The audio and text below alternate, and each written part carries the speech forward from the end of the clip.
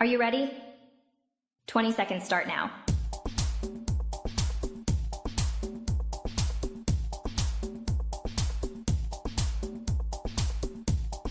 Ten seconds remaining. 5, 4, 3, 2, 1.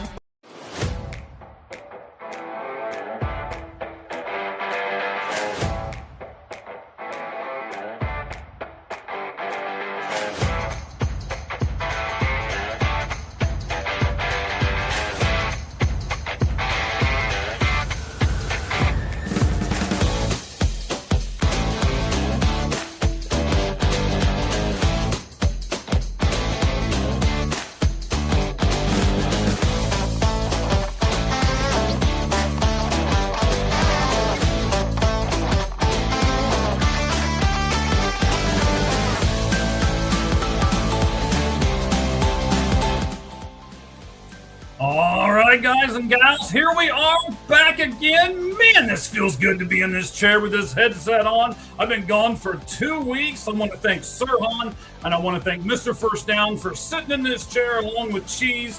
Thank you guys very much for helping us out and still keeping the Lights Out Sports podcast going while I was on vacation with my family back in O-H-I-O.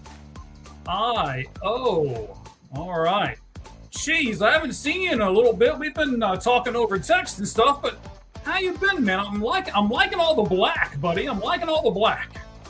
There's black? Yeah, the shirt, the chair, the soul. The shirt, the chair. This is dark gray. Oh, is it dark gray? I'm so sorry. Mike is somewhat colorblind. It happens on vacation. It does. How you been, buddy? I've been good, man. How was vacation? You have fun?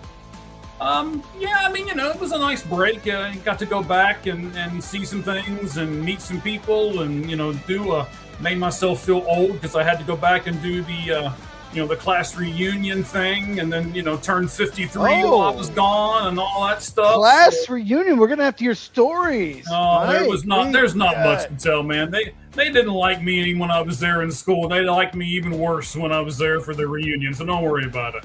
They liked you worse. And you were not really. I can't say that. Worse. Shout out to Scott Porter. He did a great job of putting all that together for us. I appreciate that. He might be listening. He's a big Ohio State guy, so every once in a while. All right, man. I can't wait. We already got over 25 people jumped on. We had people, now it just jumped up to over 40. So we had a ton of people who jumped on as soon as we clicked live. I mean, they were there. They were ready, man. They must have all been your people. Yeah, probably. I got a following. I got there's a fan club maybe. Who knows? Who knows? We might have to get you your own fan club. You have to get more merch and everything else for you. Oh, merch. Yes, we do. Oh, speak of the merch. Uh-oh. Football with Cheese. Mm-hmm. The channel YouTube, Football Cheese is the X account. Make sure you follow me. And if I forget to follow back, DM me and let me know. Because I forget sometimes. Yeah, so you're saying you're a little absent-minded? I mean, I might be colorblind, but I'd rather be colorblind than absent-minded. I'm just saying, sometimes I don't check my notifications, so I don't always follow back. I've gotten some angry DMs. Hey, man, you don't follow me back. I'm like, well, I don't check, man. Right. It is kind of hard to check and keep up on everything. We're busy guys, and we got another busy guy that we'll be bringing on here in just a minute. Wayne, if you've seen our draft specials, he's been on both of them. He is now a big-time guy, got his own sports thing that he's doing. I'll let him talk about that a little bit more, but we are extremely excited to have Wayne on here and get his opinions on some of the topics that we will be doing today. Let's see here. Over here. No. Okay. We're not doing advertisements for you people and all that stuff. Stop. All right. I guess it's nice to be popular enough to have trolls, but they're still a pain in the butt. All right. So we're not doing that. Anyway. Said hi. Let's get into this, man. Irene said hi. Hi, Irene. Hello, Irene. I don't see Irene saying hi, but okay. I see it on my YouTube. So it's on your YouTube. Okay. Speak of trolls. Mm-hmm. I used to do so well with Bears videos, and they figured out that their trolling helped my algorithm. So now they're going around saying, "Don't watch his videos," the Bears. But I have a Bears video coming out Thursday, so we'll see what happens. Update next week. All right. I will look very forward to that, buddy. All right. So, yeah, we'll get to all of this. But first, I almost forget how this goes, man. It's been 2 weeks. It's got me a little, okay, what am I doing here? Got all these buttons around me and notes around me. We got to get to Wayne and everything else. But before we do that, we've got to do our 5 flamin' 5 and 5. Let me explain to everybody how this works. Cheese gets 5 minutes on a countdown fire clock. If he can answer all 5 of these questions before the clock turns to 0, he will not burst into flames. So far, it's not happened. We're crossing our fingers for the day, but so far, it's not happened. Mm-hmm. When he does that, he's close. We've done really close a couple of times. You're right. But when all that happens, if he can get all 5 questions right, then there's a bonus question. And actually, that's when we're going to pull Wayne in. Wayne's going to be part of the bonus question. First time ever that a guest has ever been part of the bonus question. So we got all kinds of good stuff here. Yes, you know what? You ask nicely, I will. There you go. Yes. Dixon Maez, you have a wonderful, wonderful birthday. Jonathan, let me know if I said that correctly. I pronounced it because we don't want Mike pronouncing any names. That's very true. We don't want Mike pronouncing much of anything. All right, guys, let's go ahead and get into the 5 flamin' 5 and 5. The countdown will begin. Oh, I gotta adjust this because it's already 5 seconds in. The countdown will begin. He wants me to burst into flames. The countdown will begin when I read the first question. Cheese. We're actually going to do 2 NCAA basketball questions for a change here. We've never done that before either. That's not good. Oh, sure it is. I'm sure you've read all the notes. That's why I send them to you. What notes? What notes? We don't prepare for this. We just do it on the fly. What are you talking about? No, we do not. I watched a lot of podcasts over my 2-week vacation, and I saw a lot of people doing things on the fly. We will not, sir, do things on the fly. Oh, it was terrible podcasting. Anyway, Dusty May is rumored to have left Michigan to avoid a looming transfer portal tampering scandal. Of course, he's going to the Dallas Mavericks. This gives me Harbaugh vibes, Cheese. Do you think this will tarnish Michigan or Dallas more? It won't tarnish the Dallas Mavericks at all. They don't care. It's NBA doesn't care. Will it tarnish Michigan? Well, Harbaugh didn't. Michigan. So what has been proven by Jim Harbaugh and now by Dustin May is we can do minor infractions and still keep our national title. And it's told every other team in college, basketball and football, we can do this. As long as it's minor infractions, we can keep our national title. Michigan got a slap on the wrist. Michigan basketball, nothing's going to happen to it. There's something just wrong with Michigan. There's something wrong there. They do anything and everything to win. And NCAA needs to figure this out because they always seem to make the wrong decision on just about anything. But I don't like this, and it's really hard to root for Michigan in anything. All right. I agree with you. We'll see how this all works. I'd like to comment more, but I don't want to take away from your seconds here. Let me give you the second question. The Falcons and star tight end Kyle Pitts today agreed to terms on a 3-year, $54 million contract with $36 million guaranteed. Is this a good deal for Kyle Pitts, a good deal for the Falcons, or a good deal for both? It's a good deal for Kyle Pitts. That's an absolute steal. He just stole the Falcons' $36 million guaranteed. Congratulations to him. He's not very good. The only time he produces is when Drake London's out. If you look at his stats, or his analytics. Even when Drake London's on the field, he doesn't do anything. He's was a top 5 pick that never produced like it. I'm shocked that they did this. He's done much better with Kirk Cousins than Michael Penix Jr. I think it's a terrible move for the Falcons, and this is great for Tucker Kraft because Tucker Kraft can be extended as 1 year left to deal with the Packers. Mm-hmm. He's going to be asking for $20 million now, so it's good for Tucker Kraft. I think it's a terrible move for the Falcons.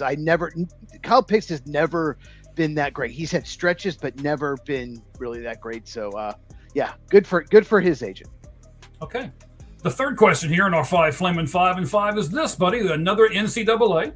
Per the NCAA transfer rules, when a head coach change happens, like what just did with Michigan, players have a 15-day period when they can enter the transfer portal, and that starts 5 days after the announcement is official.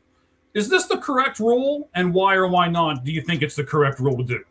No, you shouldn't be able to transfer at all if a coach leaves. I think it's absolutely ridiculous. You're picking the university, not the coach. So basically here's a scenario. So say if you're, I don't know, say you're Duke, for example, or North Carolina, and Louisville or Pitt has a really good coach, we can go just give them more money, pluck that coach, and then you've ruined all their best players could just transfer to Duke or North Carolina. It's a terrible rule. You're picking the university. If the coach leaves, too bad. I don't like this rule at all, and no, I don't think it should exist.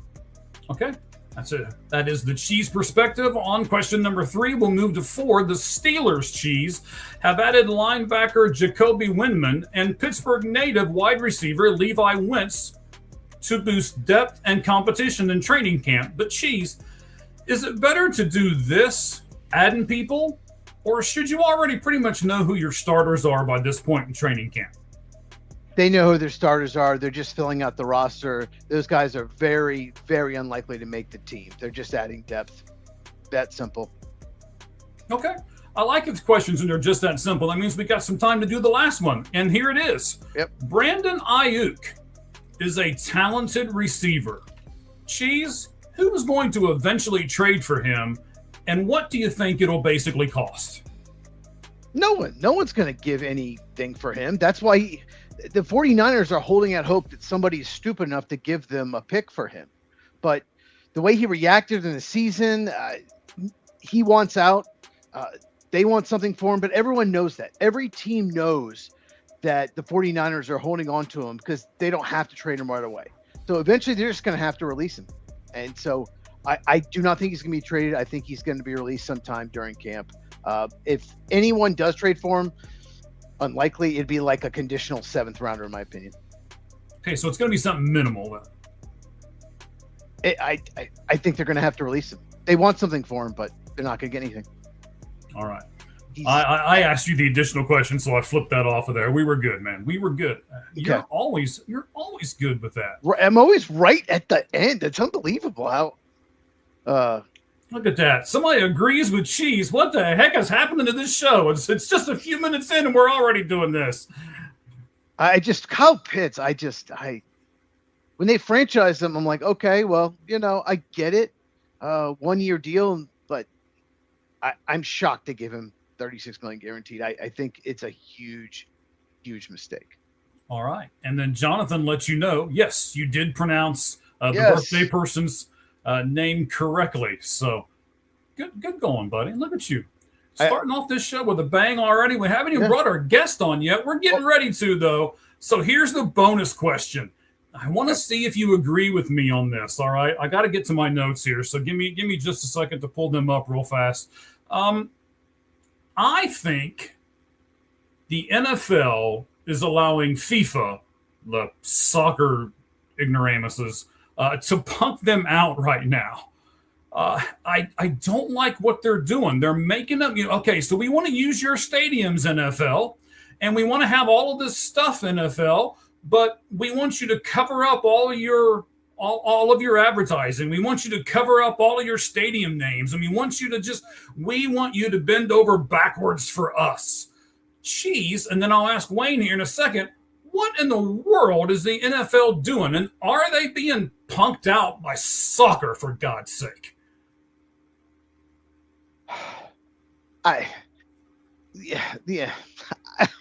I don't even know how to react. I don't watch. I have not watched any World Cup. I'm not going to. I think soccer's about as boring a sport. Maybe golf's a little more boring. I don't have any interest in it.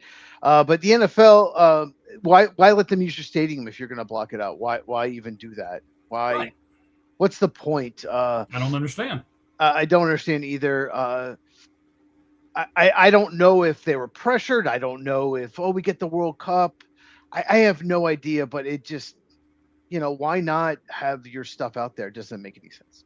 Yeah, it doesn't make any sense to me. But what we're going to do right now is I'm going to see if Wayne can shed some light on this. Maybe he's got a different opinion. I'm going to bring him up here on the show. Here he is. How you doing, Wayne? Let me smack that around. There we go. What's going on, Wayne? Not too much. Obviously, happy birthday, Dixon Maez. Whatever age you're going to be, happy birthday for that. Excellent. Excited to be on here.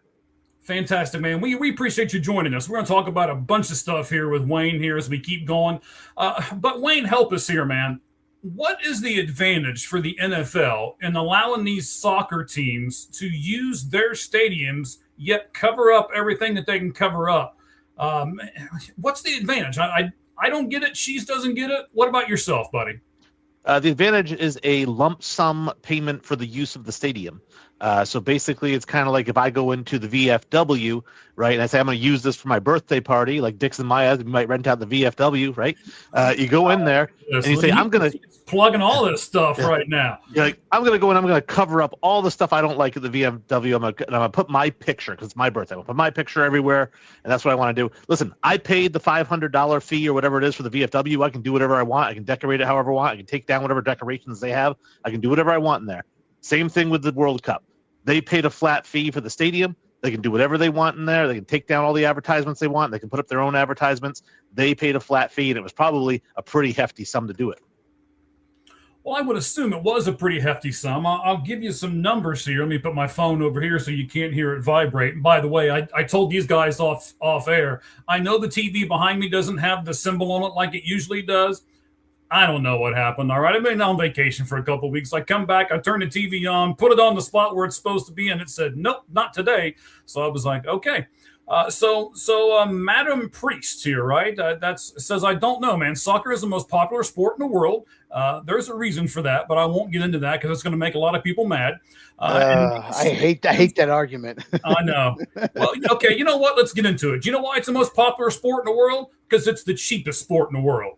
You can put two sticks on a field and say, kick this ball between these two sticks. That's all you got to have. That's literally all you have to have for soccer. I know that's bare bones and everything else, but you don't have to have bats and gloves and all this other stuff like you have to have helmets and pads and everything else for all the other sports that cost so much more money. I totally get it that a lot of people want a sport that is not extremely expensive. And in my opinion, maybe you guys can agree or disagree with me, but I think that's why soccer is the most popular sport in the world, just because of the small financial burden that comes on parents and things like that to be able to do that. Go ahead, Wayne. Oh, I would say I disagree with that. I think that the reason soccer is so popular is because it's got a several 100-year head start on all the other sports. Basically, it's been around a lot longer. That's why it's more popular. The cost has nothing to do with it. Basketball is just as cheap as soccer to play. It's one ball. You set up a milk crate. You throw it into the milk crate. You know, it's the same thing. But basketball is not as popular. Basketball is not even as popular as cricket, which you do need bats and gloves and pads and all kinds of stuff for. So really, it has to do with the age of the sport itself. That's why I think it's so popular. All right. I mean, you know what? Actually, I mean, you both make good points. So I agree with both of you. Oh, look at that. Look at the guy in the middle just being, wait, you think we're going to squish you because you're in the middle? Come on now. Well, definitely American football has not been around nearly as long. So, but obviously it's way bigger in America. So I did want to get some financial stuff with you guys here. So for AT&T Stadium, the FIFA related costs to AT&T Stadium is $352.5 million on a quick Google search. All right. They do host 9 matches, So they've got 94,000 seat stadium. If you assume that they sell out the stadium for all 9 matches, and they probably will. My wife has been watching all kinds of crazy TikToks, and she'll show me stuff, and I'll be like, "Stop it! I don't even like that sport. Stop showing me that crap." So one game will get them, 3,723. And if you take 3,723 and divide it by 9, they've got to make $414 extra dollars per seat just to break even with the $352.5 million. Now, to be honest, I looked up a bunch of stuff, and I'm not saying Wayne's lying to me, but I didn't realize there was a fee that they were paying each stadium. So, Wayne, I agree with you, man. That fee has got to be astronomical for it to pan out and for it to even out for them, right? Yeah, well, I mean, as far as the cost of FIFA, it's nothing, right? I mean, we look at like the Live Golf Tour. I know Cheese doesn't watch golf, but the Live Golf Tour, they were paying these guys. Cheese only watches football. That's it. Yeah, they're paying these guys $300 million to come over and play, win or lose. And you're like, how can they afford that? Well, because it's coming out of the Saudi fund that has $800 billion in it. FIFA's in the same boat. They have unlimited money. $300 million is the cost of pencils for them. Like, they don't care. So they spend it on they don't care if they break even or not. They just need the space for their fans, and they need some place to play the games. It's really that simple. Yep. Wow. Okay. Again, I'm not saying you're wrong. I don't know a whole lot about soccer. I just didn't get the point. And I was hoping that, with someone like Wayne on with us or with Cheese with us here, that we can kind of discuss between the three of us and figure out just what in the world was going on. And you know what? Bingo. I think we did. All right, guys. I appreciate that. So now, Wayne, Cheese has got some questions for you. Cheese, you got your questions pulled up, or do you need me to ask them for you, buddy? I got them pulled up. All right, excellent. Let's go ahead and start with that. I know you've got some specific questions for the New England Patriots, which is Wayne's team. Now, Wayne, before we get too far into this, let's talk about you for a minute. You are over top of a brand new sports website. Tell us about that, buddy. Yeah, I am the CEO at AnubisSports.com. It is a sports blogging website where people can go find stories. It is opinion-based stories only. We don't do any news. We don't do any recaps of what happened. It is basically just opinion pieces. So you show up, that's what you're going to get. There's no clickbait. And it's really kind of a training site. We bring on a lot of newer writers. We teach them how to write so that they can go on to bigger and better things like Sports Illustrated and ESPN, or they can stick around with us, which we love as well. But AnubisSports.com is a great, I think you'll always be happy with what you read there. All right, and we'll talk about some things that are on Anubis Sports as we go a little bit here. But, Cheese, go ahead and give Wayne the first question you've got for him on the New England Patriots. All righty. So the worst kept secret in the NFL, the Patriots traded for wide receiver A.J. Brown. They gave up a 5th-round pick in the 2027 draft and a 2028 first-rounder. So in your opinion, do you think the Patriots won this trade? I don't think they won the trade. I think that it's kind of what was going to happen. I think he was going to get the Eagles were going to get a first-round pick for him. I think nobody wanted to give up a 2027. I know we're going to get into that in another question. Nobody wanted to give up a 2027 first. The Patriots might have been the only team willing to give up a 2028 first. I don't even know if anyone was offering that. I think that it was basically they had a deal in place for a while. I don't like it. Never did like it. When the rumors first started, I didn't like it. I don't think it's a great deal for them. I hate it. But, I don't think either team really won. I think it was a break-even deal. Okay, so I got to ask this. You have to ask why he hates it. Right? Yeah, see, I think I don't think he's a top 5 receiver. I still think he's a top 10. I rewatched some Eagles games, and he is really good after the catch. He's really good down the field. You have to know where he is. So why specifically do you not like it? I don't like it because I feel like there were other options out there. There are other bigger needs out there. I know they've drafted receiver in the last couple drafts, not in the first round, but they've drafted receivers. If you're going to make a trade for a wide receiver, there was talk that Brian Thomas might be available with Jacksonville, a much younger player, had a 1,300-yard season a couple years ago. Still under his rookie deal for the next couple of years. So you have that control plus the 5th-year team option. I know that right now A.J. Brown's contract looks good, but he's going to want more money than what he's getting Right now, he's going to get, $35-40 million a year. You could have Brian Thomas Jr. for $5 million a year, and he's going to give you, I think, similar numbers what you get from A.J. Brown. I agree that A.J. Brown is a more established receiver. He's got more tenure and all that, but I just feel like for what you could have gotten value-wise, I would have rather seen that, or Jordan Addison maybe. I just don't think it was a big need, and I think they went out like it was like their biggest need, and they spent like it was. So you didn't think they needed the number one guy, like a go-to receiver? Because the receiving core, to me, in the playoffs just didn't do enough. In my opinion, that's one of the reasons why I don't think they won the Super Bowl. It has to do with Josh McDaniels more than anything else. The way that Josh McDaniels designs offenses, you don't need a number one receiver. If you have one, it's great, but you don't. He built with Julian Edelman. He built with Wes Welker. He had Jacoby Myers. Yeah, guys, and that's the other thing too. Guys like Edelman and Jacoby Myers, they were quarterbacks in college, right? So they understand the complexities of Josh McDaniels' wide receiver routes that they run, the route trees. They're extremely complicated. A guy like Chad Johnson, who's phenomenally talented, he had 126 targets his last year in Cincinnati. Comes over to New England the very next year, 32 targets. He couldn't pick up the routes. He didn't understand it, because he's not a quarterback. He's not cerebral. He's just a super talented guy. I don't know if A.J. Brown is cerebral enough to pick up this offense. People can say, well, Randy Moss is one of the smartest wide receivers of all time. Like, he can pick up any offense in the snap of a finger. So I think that's a much – obviously, A.J. Brown is not Randy Moss. It's not even close. So I think that, to me, it's just apples and oranges. A lot of guys out there are like, yay, we got a quarter or a wide receiver.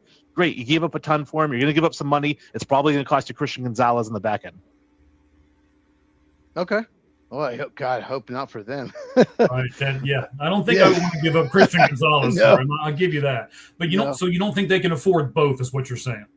Right, because not only do they have to pay Christian Gonzalez, but then Drake May's up next. He's going to get $65-70 million a year. So at some point, somebody's going to be out of the loop, and it's not going to be A.J. Brown because he's on the hook for the next 4 years. Okay. Well, I mean, you mentioned 2027 draft. Do you think it was important to keep their first round pick next year and only give up a first round in 2028?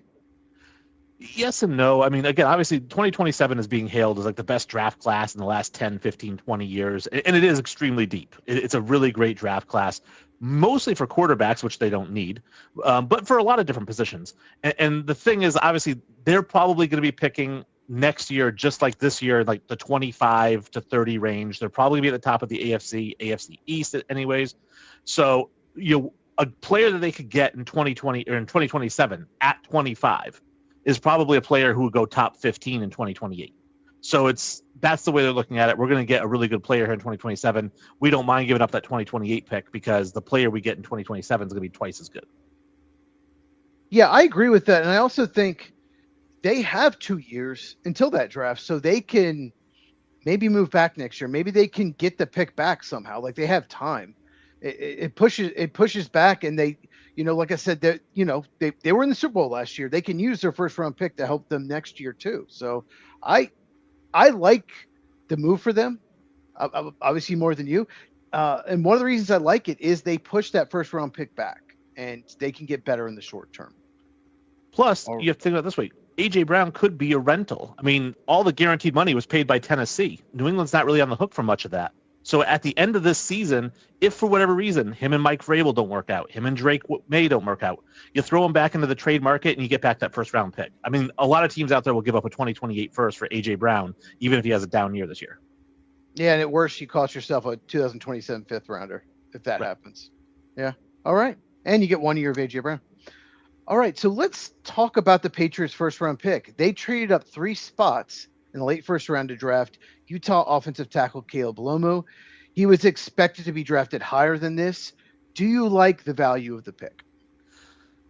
I don't love the value of the pick. It's okay. I mean, the way I know you said it's supposed to be drafted higher than this. I mean, according to NFL mock draft database, he was the overall ranking for him was 26. The consensus draft on him was 27 to the 49ers. Mel Kiper had him ranked 25th. 7th offensive lineman. Some people had him in the top 20, though. There were some people that thought he was. There's always going to be some people who have one guy here or there. I mean, but ultimately, it seems like the experts had him kind of in that 20 to 30 range.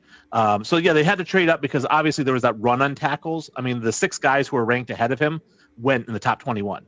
So if they wanted a tackle, they were going to have to move up, or they're not going to get one of the top 7 tackles. And after that, it was a huge drop off. So I think that I'm not blown away by the value. Like I said, again, just like AJ Brown, it's fair. It's where he was supposed to go. I think part of the reason they drafted Lomu is insurance, just in case Will Campbell can't stay at left tackle. Lomu played left tackle at Utah. Patriots are saying that Lomu will eventually take over right tackle for Morgan Moses, and that Will Campbell is definitely their left tackle of the future. Do you agree with me? Do you think part of it is just in case Campbell can't stay out there? I don't think that was part of it. I think that obviously he is insurance, but anybody you draft at tackle is going to be insurance. Whether they're drafted 5, 20, or 60, they're going to be insurance. So he can be insurance. I don't think that was why they picked him, though. I think they needed a right tackle. They said, we got Will Campbell at left. We need a right tackle. This guy's the best tackle on the board. If we wait and we don't get him, then we have to probably take somebody in the 3rd or 4th rounds. We nowhere near the talent of this guy. So let's go get this guy. We have Will Campbell and Lomu. That's a great, bookend for us. So that's why I think they looked at it as like, we want a starting. Now, if they do end up switching them, and Will goes to right and Lomu goes to left, I think that's fine. I don't think it's going to happen. I'm a big Will Campbell fan. I was impressed with him last year. I think he's going to work out. Okay, well, that was my next question. So you're not concerned at all with Will Campbell because he did struggle in the playoffs. He did, and allegedly, again, this could be just press, right? Is that he had a knee injury and he was battling with a knee injury. Yeah. But we also know that he came into the draft with questions about the length in his arms. Like there was questions about that, and he did have some issues with penalties a little bit in his rookie year. But he's a rookie. All rookies have kind of those same issues. I think overall he played great. I thought he was great in the pass blocking scheme, much better than obviously anything they've had recently. I know I mentioned when we did the draft, the show, I said that, I'm one of those guys, and it's probably going to be laughed at now, but I had said I wanted the Patriots to take, Joe Alt at number 3 instead of Drake May way back when, because I love him so much as a tackle. And that's, but they took Drake May. That's fine. Will Campbell's, I think he's a really, really good tackle. He's really good. I think that, he had the knee injury. If it was a knee injury, I think if he comes out this year in the first 8 games of the year, he's getting owned like he was in the Super Bowl, then I'll have bigger questions. But based on how he played, the 17-game regular season, I know he got hurt there as well. But based on the games he played, I'm very pleased with him at left tackle. I don't think arm length was the issue. I think his technique at times was a problem in the playoffs. I saw him lunging at times. So I don't think it was an arm length thing. I think he just needs to just play better. Maybe it was an issue too, but I just felt like his technique was off a little bit. I don't know if you noticed that as well. Yeah, like I said, well, the arm length thing was the draft. When he was drafted, that was the big knock on him. But no, I think, and it didn't affect him all during the regular season. But like I said, in the playoffs, he did get owned throughout the playoffs. And I'm going to chalk it up to the knee injury, and technique will affect that. Anybody who's ever injured their ankle or their knee or any lower body extremity, you start walking a little bit differently, then your midsection hurts, then your arms or your shoulders hurt because you're tilted a certain way. And next thing you know, it's like, I can imagine trying to block, 260-pound speed rushers, on a sore knee. Yeah, I definitely agree with that. All right. So I want to just ask you about Mike Vrabel, because he was caught in a cheating scandal with reporter Diana Rossini. She had to resign from the Athletic, lost her whole career. And it seems like nothing has happened to Mike Vrabel. Are you okay with that? It's an interesting question, because it's like, are you okay with double standards? Because we know they exist. And am I okay with them existing? Well, obviously nobody should be okay with them existing, but it's also a difference between being okay with it and also saying that's just the way it is. There's nothing I can do about it, right? So there's a double standard factor to it, but there's also a factor to it that has nothing to do with double standards, and that's this. Sports writers, take it from me, are a dime a dozen. Elite NFL head coaches are 32 out of 8 billion. So basically, if you're going to get rid of one or the other, are you going to get rid of the one that you can replace by throwing an ad on Indeed and you'll have somebody the very next day? Or are you going to take somebody, or are you going to get rid of the guy who took you to the Super Bowl a year after you went 4-13? It's really, regardless of male or female, that's the double standard. But pushing that aside, he's a much, much, much, much more valuable commodity in the world than she is. That's true. You don't think he should have been, you don't think he should be any punishment at all? Do you think? I mean, if he broke the rules, I mean, there's no it shouldn't be any punishment for cheating. I mean, listen, does it make you a bad person or whatnot? Maybe, right? But at the end of the day, right? At the end of the day, though, it's like it has nothing to do with your job. You know what I mean? So it's like if he was leaking information to her that he shouldn't have been, then that's obviously an issue. But if it was just like he cheated on his wife, like why would the NFL ever or any team ever punish you for that? Yeah. Wait. I have to butt in here for a moment. Yeah, okay? I was about to put it, but Mike, you go ahead. so if it makes you a bad person, I don't want you on my team. Rafael Devers right now is getting tons and tons of crap for standing on first base, waving off a guy. No, I don't want this guy to come in and pinch run for me. I can do it. My name's Rafi Devers, and I can make $300 million a year. Get this little chump away from me. And then when he is going to come in and run for you. Then he goes and he puts the hat over his face, and we have no idea what he said in his hat, but I'm sure there's a reason he put his hat over top of his mouth when he said it, right? Then he goes into the dugout. Somebody tries to tell him great job because he did his job. All right, he got on base. That was Rafael Devers' job. They were down by a run. It was a ninth inning, and if there's a knock into that splits the gap, he is never going to score from first base where the other guy will. So the coach is just trying to win a game. Tell Rafael Devers to stop being a bad teammate, sit down and shut his mouth. And that's kind of where I'm going with this whole thing. Wayne, you're like, oh, okay, well, just because it makes him a bad guy doesn't mean that there's anything wrong with it. And I would kind of disagree with that. It does make it to where there's something wrong with it. And there's not just 32 people who are qualified for those head coaching jobs. There's 40 or 50 of them out there. So you can replace him as well. Yeah, I mean, again, I would argue against that too, because it's like saying you could replace Bill Belichick, and they tried, and it didn't work out. And so it's taken them a couple of tries to bring in somebody who's really good from the Belichick coaching tree. Let's not put him on that level yet. Let's not. No. But I'm just saying, like the 32 thing. Like I said, we look at the NFL. He is an elite coach. Like when he left Tennessee, everyone. I don't know anybody who thought he should have been fired. Everyone blew up Tennessee for that move. For getting rid of him. And then he's a free agent. Obviously, he could have gone to any team that had a head coach opening. They all wanted him, but he wanted to go to New England. Couldn't go there because Mayo had that, in his contract. They had to hire him. But that's who Kraft wanted was Vrabel. He goes there again. Very first year, you go to the Super Bowl. I'm one of those people who I'm a philosopher in life, right? More so than anything else. I'm a philosopher, and a philosopher believes that there is no such thing as right and wrong when it comes to morals. There's no such thing. They're make believe. We make them up in our own mind, right? And so we can say, I said, does cheating make him a bad person as a question? I didn't say it does make him a bad person. Personally, we all make mistakes. We're all flawed people. If we're going to suspend Mike Vrabel for cheating on his wife, then why don't we suspend this other coach because he didn't tip enough at the drive-through? You know what I mean? Like, where do we draw the line? Same thing. No, it's not the same thing to you. But in philosophy, it is the same thing. Well, it's just an action. I just could not disagree with you more. I believe in morals. I believe in right and wrong. I was raised that way. I could not disagree more. I just feel like the Patriots, I get if they decide to fire him, someone's going to hire him right away. That's what's going to happen. There's someone out there that would. So that's true. If they decide to move on, I get it. But if I owned a team, I would just say, man, you're not coaching this team anymore. I just feel like there's some integrity there, and I don't think he necessarily should be punished, like you said, like suspended. I think that would be a big problem.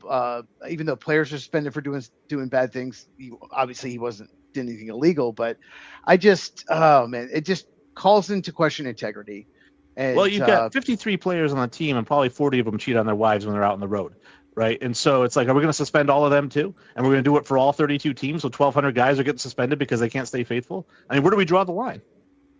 And the drawing the line part, Wayne, is a very good question, because the other half of this, right, is you're going to have a Patriot player do something this season that people are just going to, oh, no, I can't believe he did that. And then they're going to look at the Patriots and say, okay, what are you going to do to him?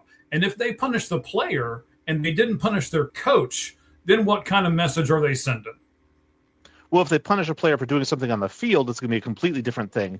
The Patriots aren't going to punish any of their players for doing something off the field unless it's a criminal act.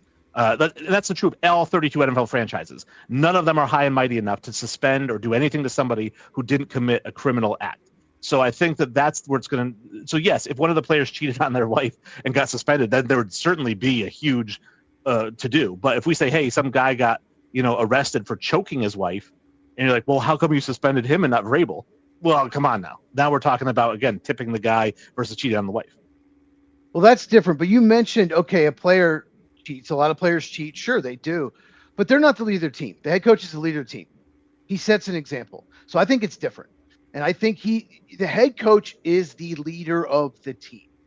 And I think he needs to be held at a higher standard. So I don't like the situation. It's a shame it happened. I just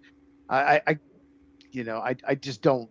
I don't know. I don't like the way it happened. And I don't like that Mike Vrabel can pretend to go to therapy and that's unfixed or something. I think that's absolutely ridiculous. Yeah, I mean, obviously the whole apology tour of anybody doing anything, we can talk. That's a whole nother topic, right? Like everybody who has to go out and do a statement that was drafted by their lawyers and then go and do this other thing to try to clean up their image. That's a whole nother thing. But yeah, I'm just saying, like I said, based on what he does on the field, I see no reason. Like I said, I'll hire that guy 10 times out of 10. I think he's a great leader. Regardless of what he does in his personal life, his players love him. They think he's great. And that's the main thing. If the players didn't like him, if he was Gerard Mayo and Gerard Mayo did this, right, more fire to fire him, or more fuel on the fire. So. If he was Adam Gase. Right, exactly. He's gone. Give me a reason. And you know what, Wayne? That's why I like your site. Your site is opinion-based. Now, you have a slogan for your site. Tell me what that slogan is and what that means to you, Wayne. Yeah, opinion-driven content professionally written, right? And what it really means is kind of what I said before, where it's like, we only do opinion-based content. We don't do any, breaking news. We don't do any recaps of games or recaps of the finals. We will give our opinion about it. And we're going to do it in a professional way. I'm a professional writer. I've had over 20 years of professional writing experience. I'm the one that's training all these writers to write like professionals. So when you go into this website and you read any article, I feel comfortable putting my name on it, stamping it, and saying, you're going to appreciate this article. It doesn't sound like it was written by some amateur in a basement. Right, and let me go over a few of these things. I was on your site earlier, and not that I'm not on your site all the time, because I am, but I was, right now you've got how MLB's new draft rules and are mimicking the NFL and the NBA. You've got that on your site right now for people to go and see. What's the New York Mets' real problem? You can read an article about that on Anubis, right? Correct? Anubis Sports, yeah. Anubis Sports. What star does the Kansas City Chiefs need to have a breakout season for them to have a good season and get to the playoffs? There's an article about that. With the new offensive coordinator, Mike McDaniel, something that Cheese and I have talked about before, are the Chargers now real contenders just by adding McDaniel? We both think the answer is yes. I didn't actually read the article, but I'm going to here when this is done. And there's a writer that says San Francisco will miss the playoffs. And then just to make sure that you guys cover everything, you even cover wrestling, because you've got a Dark Side of the Ring 7 preview up on your site right now. So for those of you who really want great opinionated sports articles, Wayne can tell you where to go. And I just rattled you off 1, 2, 3, 4, 5, 6, 7 articles that he's got up there that are great, intriguing articles for all of you guys to read. That's why we've got Wayne on the show. All right, buddy. We got a few more things for you here. So I couldn't load the Tom Brady video because, in our notes it says Tom Brady video, and that's all it says. Hopefully both of you got a chance to see it. I've got it on my phone. Look at that. Look at this cute little picture of Tom. I've got him on the phone right here, and I'm going to put the phone close to the mic. Hopefully this will work, and then we'll talk about what he says on this 1 minute and 9-second video after it plays. So let's do that. Oh, it would help if I turned the volume up. I think about him because when I think about being a dad, I think about him because of what my dad meant to me. And I know I'm not as good a dad to my kids that my dad's been to me. And I use them as my example as to how to keep a family together, and to care and to support and to love. And we want our kids to be happy. I want them to be respectful of people. I want them to be kind. I want to make the world a better place. I think maybe what I'd wish for my children is to find something they really love to do like I have. But I think I've taken it to an extreme too, there are imbalances in my life, and I hope they don't take things as far as I've taken them.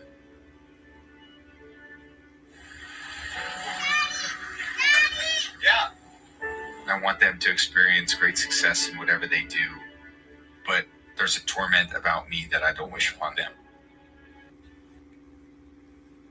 All right, so I think that's pretty interesting. Wayne, I'll start with you because you're the New England Patriot guy. You have probably watched more Tom Brady than what Cheese and well, I don't know about what Cheese has because Cheese watches a lot, but I'm sure you've watched more than what I have. Tell me what your opinion is of Tom Brady, and what's your opinion? Has it changed after you listened to that video about him saying that maybe he took some things too far, and because of that, he wasn't a great dad? By the way, happy Father's Day. I know it's a little late, but happy Father's Day to all the fathers out there. Yes, indeed. Happy Father's Day to everyone. As far as how I feel about Tom Brady, obviously as a Patriots fan, Tom Brady is the GOAT, right? He's the greatest player of all time, greatest quarterback of all time. I think he's incredible. He's amazing. He's a Patriot for life. I know he won a Super Bowl with Tampa Bay. He's always going to be a Patriot, a New England Patriot. He built this franchise. It carried it on his shoulders. Him and Belichick. I don't want to take anything away from Belichick because I know that's always the argument. But, Tom Brady's just absolutely incredible. As far as the video, I don't think it doesn't affect the way I think about him. I think it's consistent with how a lot of high performing athletes live their lives. It's like to get to that level, you have to have one thing on your mind all the time, every day, and nothing else. And you have to think that way all the way through college just to get to the pros. Then once you're in the pros, you have to think that way every single day or you're going to be out of a job. And then you have to think that way every single day to get to the level that he has, which is, the top of the mountain, 7 championship rings, right? And when you live that life, there are things that you sacrifice. I heard that video and I didn't think of it. I thought, one, obviously he loves his dad. And we know that he's been very open about that for a long time. Mm-hmm. I think that was less about him feeling bad about himself and more about him just really reflecting how much he loves his dad and what his dad did for him. Also at the end, when he talked about how he has a torment about him that he hopes his kids don't have, it's that drive that I mentioned. It's that drive for success. Nowhere in the video did he mention regrets. He just said, I hope they don't have this thing that I have because it is a burden to bear. And I think that's what he was saying. And so I understand that. I think Derek Jeter did it right? Go out, sleep with all the women you want, live your life, play baseball, win World Series. And then when you're retired, get married and have kids. And that way you don't have to focus or split your focus between your profession and your family life. He did it the right way. I think Tom had kids. I honestly think Tom was kind of like forced into the family situation. I don't think he really wanted that. If he could have it his way, he would have done it Jeter's way. But it is what it is. Derek Jeter's a role. Wait, Derek. I don't know. So there's no right or wrong. Okay. So basically you can do whatever you want. And then Derek Jeter's a role, like they're doing it the right way. Wait, what is going on here? No. This is not happening. Sorry, Wayne, I could not disagree more with you on so many points tonight. That's why we love doing this show. We're still all going to be friends when this is all said and done. We don't have to agree on everything, obviously. Wow. Your face is red, though, buddy. You okay? I just disagree. And wow. So let me ask you this, Cheese. What kind of dedication does it take from a guy? And do you think it's really hard to have a family and a successful sports career? I'll say this. I watched a video of Tom Brady talking about when he got drafted in the 6th round. Like he just kept falling. And he was like in tears. And he was like, he really thought, I'm going to have to sell insurance. Like he didn't think he was going to be drafted. He didn't think anyone wanted him. Mm-hmm. I think that made him better as a quarterback. I think that put a chip on his shoulder to prove to be one of the best ever, to prove all these teams. The Patriots passed on him, at least 5 times maybe? So it wasn't like Belichick, I know this guy's going to be great. So I think he just, like I said, put a chip on his shoulders, like, I want to be the best. So I think that's, and like Wayne said, I think that's one of the reasons why he was so successful is he worked as hard or harder than anyone to be the best. I mean, I know, Cheese, that you're not a father, and that's not an insult to you. It's just a fact, right? You got a beautiful fiance. No, Her girlfriend. Okay. I know. All right. I'm sorry. And boy, we're killing it now. Now I'm turning red. She's watching, right? But she is beautiful, though. All right. So let's get to that part. You keep this up, she's going to be my fiance. Anyway, so you're married. You're a happily married man. Well, I mean, according to Wayne, it doesn't matter, so it's okay. No, just kidding. I knew you were going to say that, and I had that set up the whole time. Anyway, so there's got to be a line, though, right? There's, this is kind of for both of you. I mean, Wayne, I don't know if you have children or anything like that. We've never had that discussion between the two of us. I mean, when I had my website a long time ago, before I started this podcast stuff, my wife called the website "The Other Woman" all the time. One of the she did. It's one of the reasons why when I went on this past vacation, I cannot wait to meet her. You will. When I went on this past vacation, when I just got back from, I told her, yeah, an hour a day, honey. Give me an hour a day to do stuff and repost things and all of that. But I'm not going to do a lot on the site. I'm going to take a vacation. It's going to be you and me. It's going to be us going back to where we grew up, and I'm going to spend some time with you and spend some time doing those things. So I'm not going to sit here in front of everybody and tell you that it didn't eat away at me going, oh, I need to be doing this, and I need to be doing that, and so I get it when these things happen with people, but there's a line somewhere, right? Where you've got to be a family guy and you've got to be a team guy. Where's the line at? How do we draw that, gentlemen? The line is drawn before either one happens, and that's the problem. Right, because Tom Brady drew the line in the sand that he was going to be a great quarterback and he was going to work harder than anybody else. And he drew that line in the sand when he was a teenager before he ever had a girlfriend. Right, that became his identity. And so when he did have a family, it doesn't change your identity. You can't change your identity, or you can, but it's really hard. It takes lots of psychotherapy. Right, Basically, he drew that line in the sand. He said, "This is who I am," and that's who he was his entire life. He had kids, but he was still Tom Brady, the quarterback, not Tom Brady, the dad, because he had drawn that line in the sand. I grew up in a family that was an incredibly loving family. Like, I loved my family so much, and I wanted to have my own family. I said, this is what I want. I want to have this. I want to be just like these people, And I'm not saying Tom didn't feel that way, but I got married. I had my kid who just graduated high school this past summer, and I have no regrets about being a parent because I always put my family first. Even when it came to work, if work was like, hey, we need you to work extra hours, I would say, no, this is family time. I'm not working the extra hours. And if they said it's going to cost you your job, I'll find another job. That's how hard my line in the sand was. Family comes first 100% of the time.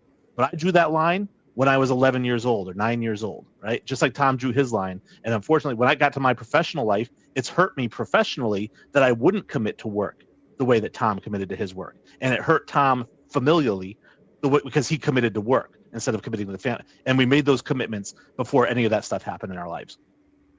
Cheese? Well, I'll just say this. A lot of athletes get married young and have kids during their professional careers. He knows a lot more about Tom Brady the family man than I do. Mm-hmm. So I don't, if it was forced on him kids, okay. I don't know, but I just I don't, I think there's, I don't know. Like I said, I just don't know enough about Tom Brady as a father and his family. I don't listen to gossip, so I don't know much. But I know I think he was married to an actress or something.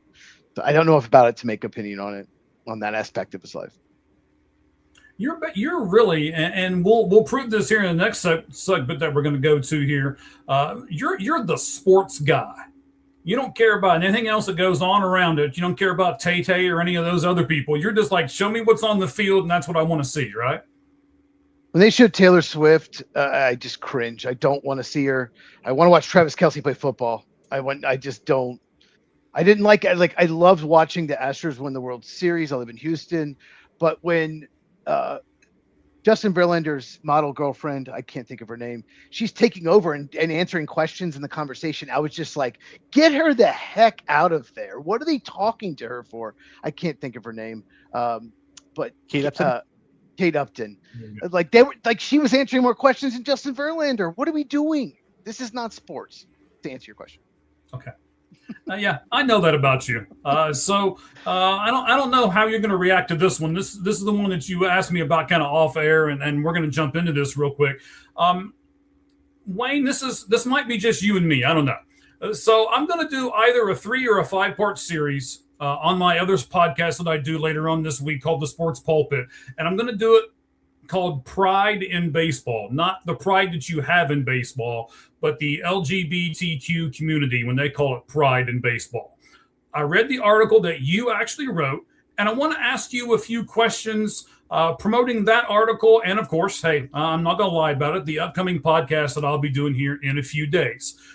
So Wayne, in the article you said San Francisco is considered the hub of the LGBTQ community and their fight for equality.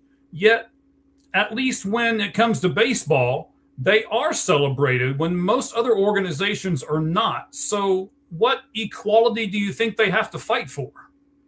Well, again, when I say the fight for equality, I think I'm speaking obviously in the big picture terms. I mean, it's great if the New York Yankees want to celebrate by having a Pride Night. I shouldn't be like, oh, that's it. It's level now. Everybody has a level playing field and everybody's treated the same.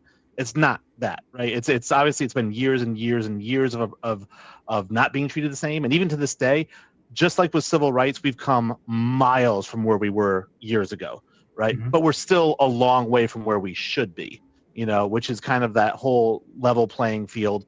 And so, yes, they are celebrated in baseball, probably more than any other sport. And that's great. Or maybe like a lot of the female sports do it more, like the WNBA and women's soccer and stuff like that.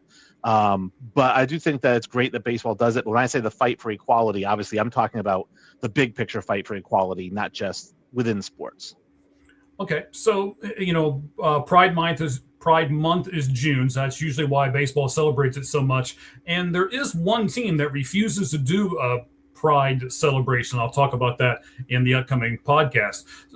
Second thing here, Wayne, the players who wrote the verses on their caps said they were paying respect to their faith, and in their, it's quoted in your story as their words, diversity and inclusion means accepting people of all faiths and their beliefs. Do you agree with that definition, sir? 100%. Yeah. Inclusion in general means including everybody. And like I said, I'm a pro-equality guy on every single issue and every single topic. Women should be equal with men. Gay and homosexual people should be equal with straight people. Minorities should be equal with white people. Everyone should just be equal, right? And so, like, that's my whole belief. And diversity and inclusion, I believe, is all about trying to make things equal. And it comes down to faiths as well, right? If you are agnostic or atheist or Muslim or Hindu or Christian, it doesn't matter. You're all the same. You're all equal. I know they don't think that, right? There's like, we're right, they're wrong. But no, you're all the same. You're all equal. You're all people. You know what? Love each other, right? That's the ultimate message of all your religions. Love each other, right? And just be kind to each other. So yes, I do agree that diversity means respecting and finding equal ground with all faiths. All right, last question for you on this topic, sir. Are you insinuating in your article on newthesports.com that because of the timing, the display of biblical verses may not actually be the true motive of these players? So I'd like for you to explain what you mean by the timing aspect of it. And I need to ask you, can't you celebrate your religious beliefs silently? And, do you have to scream, I'm a lesbian or I'm a Christian from the top of the mountain? Yeah, so the first part, when I talk about timing, right, I'm talking about doing it on Pride Celebration Day, right? They could do that any day of the week, and they chose to do it that particular day. Now, if I go to somebody's birthday and I start opening up presents because I'm equal to them, right? I'm trying to make their birthday about me, right? That day was not about those players, and it was not about their faith. It was about pride, right? So let that happen. And if the team wants to hold, or if multiple teams want to hold a faith day where you have multiple faiths and you can write things on your hat and your uniform, awesome. Then I think that the pride people shouldn't try to make that day about themselves either. It was definitely them trying. Hold on. He can't keep it. He can't do it. Okay. The thing is, if it goes against what they believe in, they have every right to do it. it's not like they didn't, like, I'm not wearing pride stuff. It goes against their religion. They have every right to be Christian if they don't believe in some aspects of the LGBTQ. Like, I don't believe in some aspects of it. I'll be honest with you. I don't believe in trans surgeries, gender surgeries for kids. I don't believe that at all. I don't believe men should go in women's bathrooms. I think we should protect our women. So that is part of that group. And if they want to put scripture on that night to show their support for their religion, they have every right to do that. And it just makes me so mad that you are criticized for, like, you have to accept that. The whole LGBT, you have to accept it or you're a horrible person, and you're allowed to criticize Christians for their faith. And I think it's a double standard, and it just really bothers me as a Christian man. And I really I respect them for doing it. So I disagree with you. And I agree with you that there is a double standard there. And like I said, I believe in equality for everything, right? So if you're going to celebrate one, then celebrate the other. Like, I'm okay with celebrating and having a religion day and celebrating the religious things and saying, hey, listen, Pride, we're not going to do that day. But it's, again, don't infringe on somebody's party is the way I look at it. And the way I explained it to somebody else online is I said, let's look at it this way. If I work at McDonald's, right? Because baseball players basically are just fry cooks, right? So if I work at McDonald's, and my boss says to me, hey, Wayne, tomorrow's St. Patrick's Day. Everybody here is wearing green. I said, well, I'm not Irish. I don't want to wear green. And he's like, well, that's the uniform tomorrow. I can call in sick or I can work in green. I can't come in and wear what I want in protest. And Major League Baseball did the right thing here by giving these guys crap, because they said, listen, we have a rule in our rule book says you are not allowed to write on the uniforms. You are not allowed to doctor the uniforms. You are not allowed to wear what you want. If the team says you have to wear this, you can wear it or you can call in sick. And they can call in sick. And I would be totally fine with that. Again, I think that them trying to make the day that wasn't about them was the thing that I had the issue with. Again, I think they should celebrate. They should have a Christian day. I'm fine with that. I don't think you should have a Christian day. I don't think they should have a Pride Day. I don't think you should have anything. I don't think you should bring any kind of thing into sports. I watch sports because I don't like what's happening in the world. There's a lot of bad things happening. That's why I've always loved sports, because it's kind of like you get away from that stuff. I don't want a Christian night. I don't want a like nuclear family night. I don't want a Pride night. I don't want any of that. Your family night, huh? Wow. Whatever. I don't know. What Texas Rangers have some kind of family night coming up, like they have something like that. And it's not called nuclear family. I don't know what it's called. But the point I'm trying to make is I don't want any of that. I don't want anything political, anything controversial with sports. I like bobblehead night. Yes. I like T-shirt giveaway night. That's what I want. I don't want any of this. But she's what happens here, buddy. And you know this as well as I do, and Wayne knows this too. You're trying to be diversified, and you're trying to get everybody to come out to your ballpark. And if you think you have to have a day directed towards those people to get them to come out, then that's what you're going to do. I'm sure they had some kind of giveaway, or like the Phoenix Mercury here this weekend had this hat that they gave away. And I kept seeing a lot of people on my Facebook feed and stuff. Oh, look at the Mercury hat. And we went to do this and, la. I didn't hate them for it. They're allowed to go to that game. They're allowed to wear that hat. Would I go to that game? Would I wear that hat? No, I would not. But I'm not them. So I understand where Wayne's coming from, and I also understand where you're coming from, and that's why. And I know Wayne, I'll give you just a second, but that's why I wanted to do this series on the Sports Pulpit. I'm going to put a lot of research and time into this. I've already written the first 2 episodes, and I'm working on the next 3. This will be a nice kind of controversial thing that hopefully I can find a middle ground for everybody on, and I really look forward to being able to do that. Wayne, go ahead, buddy. Yeah, I was just going to answer the second part of your question, which was like, do people have to shout from the rooftops or from the mountaintops? Right. I am Christian, I am gay, or whatever, right? And the answer is they don't have to, but they should be allowed to, right? Because if we say, oh, you're not allowed to shout that, then people shouldn't be allowed to shout, I'm a Jets fan, at least not around me, right? Or people shouldn't be allowed to shout. Why would anyone admit that? Why would right? admit that? But like, it's just like people are proud of who they are, right? Whether they're a fan of a certain team, whether they're a sexual orientation, whether they're a particular race, or whether they're a certain religion. And if you're proud of that, then wear it with pride. I think Tim Tebow does a great job of wearing his religion with pride. And I know that people have given him crap for it in the past. but I think he's been a phenomenal role model as a person who speaks about his faith, and he doesn't do it in a way that demeans or does anything like that. I guarantee you, if they had a Pride Day on the Jets when he was playing there, Tim Tebow would not write verses other than on his things where he usually had the thing under his face, under his eyes. But he would not, because he did not believe in using his religion to divide people, and he would just be like, okay, this is what the uniform that we're wearing today. You know what I mean? And I'm sure if they asked him about it at the game, Tim's always been a very PC guy. I mean, like, hey, this is the uniform that we wear. I want to support the team. I'm a great team guy. I want to wear the same uniform as all the rest of my teammates. He would have tried to make it not about that, right? He would have made it about being a teammate. So there's a lot of different ways to go about it. But anyway, just going back to that, yeah, you don't have to shout from the rooftops, but you should be allowed to shout from the rooftops if you want. And I'm one of those people who I support anyone who wants to shout from the rooftop, and I support everybody who wants to do it in silence. Like I said, I'm an equal guy. I love everybody. I'm like Jesus in that way. Like I love everybody. Oh, we love you too, Wayne. All right, so we're going to talk about the supplemental draft here for a moment. Get away from some of these more controversial things for a second. Wayne, do you want to stick around and do that one, or do you? I know it's late over there where you are. I'll let you make the decision, buddy. Yeah, I'll talk Sorsby. I'd love to hear what Cheese has to say. Final thoughts on it. Here we go. Just one more thing. Like, if you don't have a Pride night, it's not an issue. If you don't have a Christian night, it's not an issue. Just don't do this stuff. That's all I want. Sports should not be about politics at all. And that's why I can't watch ESPN anymore. They make some kind of issue of everything. I just want to watch sports. Now, Cheese, on that subject, I will tell you, I have tickets for one Arizona Diamondbacks game right now. It's called Faith and Family Night. Michael W. Smith will be there. Yeah. I love Michael W. Smith. He's a Christian artist. He's one of my favorite guys. I've already bought tickets. I can't wait to go to that game.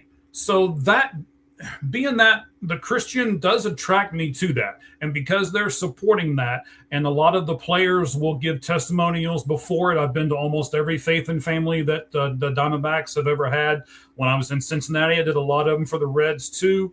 I really like that particular day, and I try my best not to miss that day. So again, this is what I mean. I understand where Wayne's coming from, that we should all be able to do our own thing.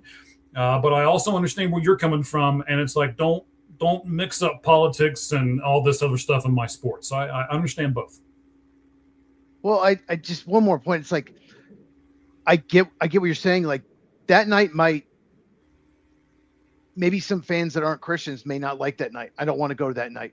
And then maybe some Christians who don't believe in some aspects of Pride might want to not go Pride night. And then you have people not wanting to go. So that's I think that's the point I'm trying to make is, why not just not have any of it? And just, like Wayne said, everyone's equal. Just not bring any kind of issue to it. And bobblehead night, that's great. Have stuff like that. But obviously, I get both your points, both your guys' points. But I would love a world where there was no politics in sports, because I hate politics, as Mike knows. I like the controversy in it and everything. So I know you do. I know. Okay, buddy. All right, let's go to the supplemental draft here real fast, gentlemen. So let's talk about that. Cheese, I'll start with you. Why did the NFL finally decide to take a stand against someone, and why do you think they selected Sorsby? Well, they acted like Sorsby didn't produce enough material on why he did it, or we need more time to research his bets or whatever. I think they're full of what. The NFL, I don't really agree with them here. They're sending a message: don't bet on sports. This is what this is all about. The NFL is using Brendan Sorsby as an example. I don't agree with what he did, no doubt about it. I don't think you should be able to bet on not only your own team that you're playing on, or college sports if you play. Okay, that's a different topic, but they're trying to send a message. If you bet, we have control of it. They have control of the situation. They don't have to have a supplemental draft. They're sending a message about gambling and sports betting. That's what this is all about. All that thing is, we didn't know, all that stuff. We need more research. You didn't submit enough. I think they're lying. I think it's bull crap. And I think I liked his lawyer's statement. So it's all about sending a message. All right. So, I would agree with you. Wayne, what about guys like Josh Gordon and Terrell Pryor and Ahmad Brooks that that the NFL let come in through the draft. And now all of a sudden they're saying no to Brandon Sorsby. You're the equal guy, right? You're the equality guy, as you've already established. How do you feel about this situation? I fully understand it. I've always said that Terrell Pryor got the rawest deal of anybody in a supplemental draft because he got suspended for like the first 2 games of his rookie season because when he was in college, he got tattoos. So he had to be suspended by the NFL. You know, I mean, that's the biggest crock there is. But they still let him in. You know, and again, his thing was just trading, you know, team memorabilia for tattoos, which nowadays you're allowed to do because of the whole NIL thing. But back then they didn't have it, so you couldn't do it. But with those guys, what I will say, and to Cheese's point, because I completely agree with him, those guys didn't gamble. They didn't bet on their own team. They didn't bet on their teammates in prop bets. You know what I mean? Like, this is a clear message. Like, you cannot gamble because, you know, it's like with Pete Rose. You can say, hey, you know, Aroldis Chapman got in trouble for domestic abuse and he got to pitch the very next season. Well, how come Pete Rose got suspended? Because you can't gamble on your team. You can't do that. So here's my thing with this right now, though. Every time I watch a baseball game, I can't watch 2 or 3 innings without seeing an ad for a gambling site. I can't look on the outfield walls without seeing a display ad. I can't. The bed that the sporting community has chosen to lie in is now just littered with gambling everything. Didn't they think this was going to happen, guys? Go ahead, Wayne. I don't think they thought it was going to happen. I think that, you know, they understand that gambling is a part of life. They're obviously trying to make money on it. Right. But I look at it this way is like if you're an actor and you go on the set and you want to rewrite the script, they're going to say, no, you can't rewrite the script. We have a script writer who wrote the script. Your job is to act. Well, in the NFL and the NBA, the leagues write the scripts for how the season's going to turn out. They don't want the players writing the scripts. And if you allow them to bet on their own team, they can start writing their own scripts. All right. Cheese. They're definitely hypocritical. The NFL, I mean, we know they are. Yeah, you're right. They make so much money off betting. They wanted to legalize betting, but they don't want the players to bet. So, yeah. And Thorsby, obviously he's stuck now. They had all the leverage. They could do what they want. And they're telling college athletes, if you bet and you get caught after the draft, we're not going to let you in the NFL. They're trying to tell you this is what we're going to do. And now he cannot sign as a free agent. He has to wait till next draft before he can sign. He cannot sign until like after the draft next year, so he can play in another professional league. But yeah, they're all about making money on betting. But if you bet, we're going to block you from the NFL. And he's stuck now. I mean, he lost a $5 million NIL deal with Texas Tech. Even if he was a third round supplemental pick, he wouldn't have made close to that. And I don't know what he's going to do now. I think they're going to appeal. I wonder if the Players Association will get involved. I don't know if they can get involved because he's not in the NFL. I don't know if they can. So it's just kind of a mess now. I did not expect this. I thought they would have a supplemental draft for them. I'm a little disappointed in the NFL.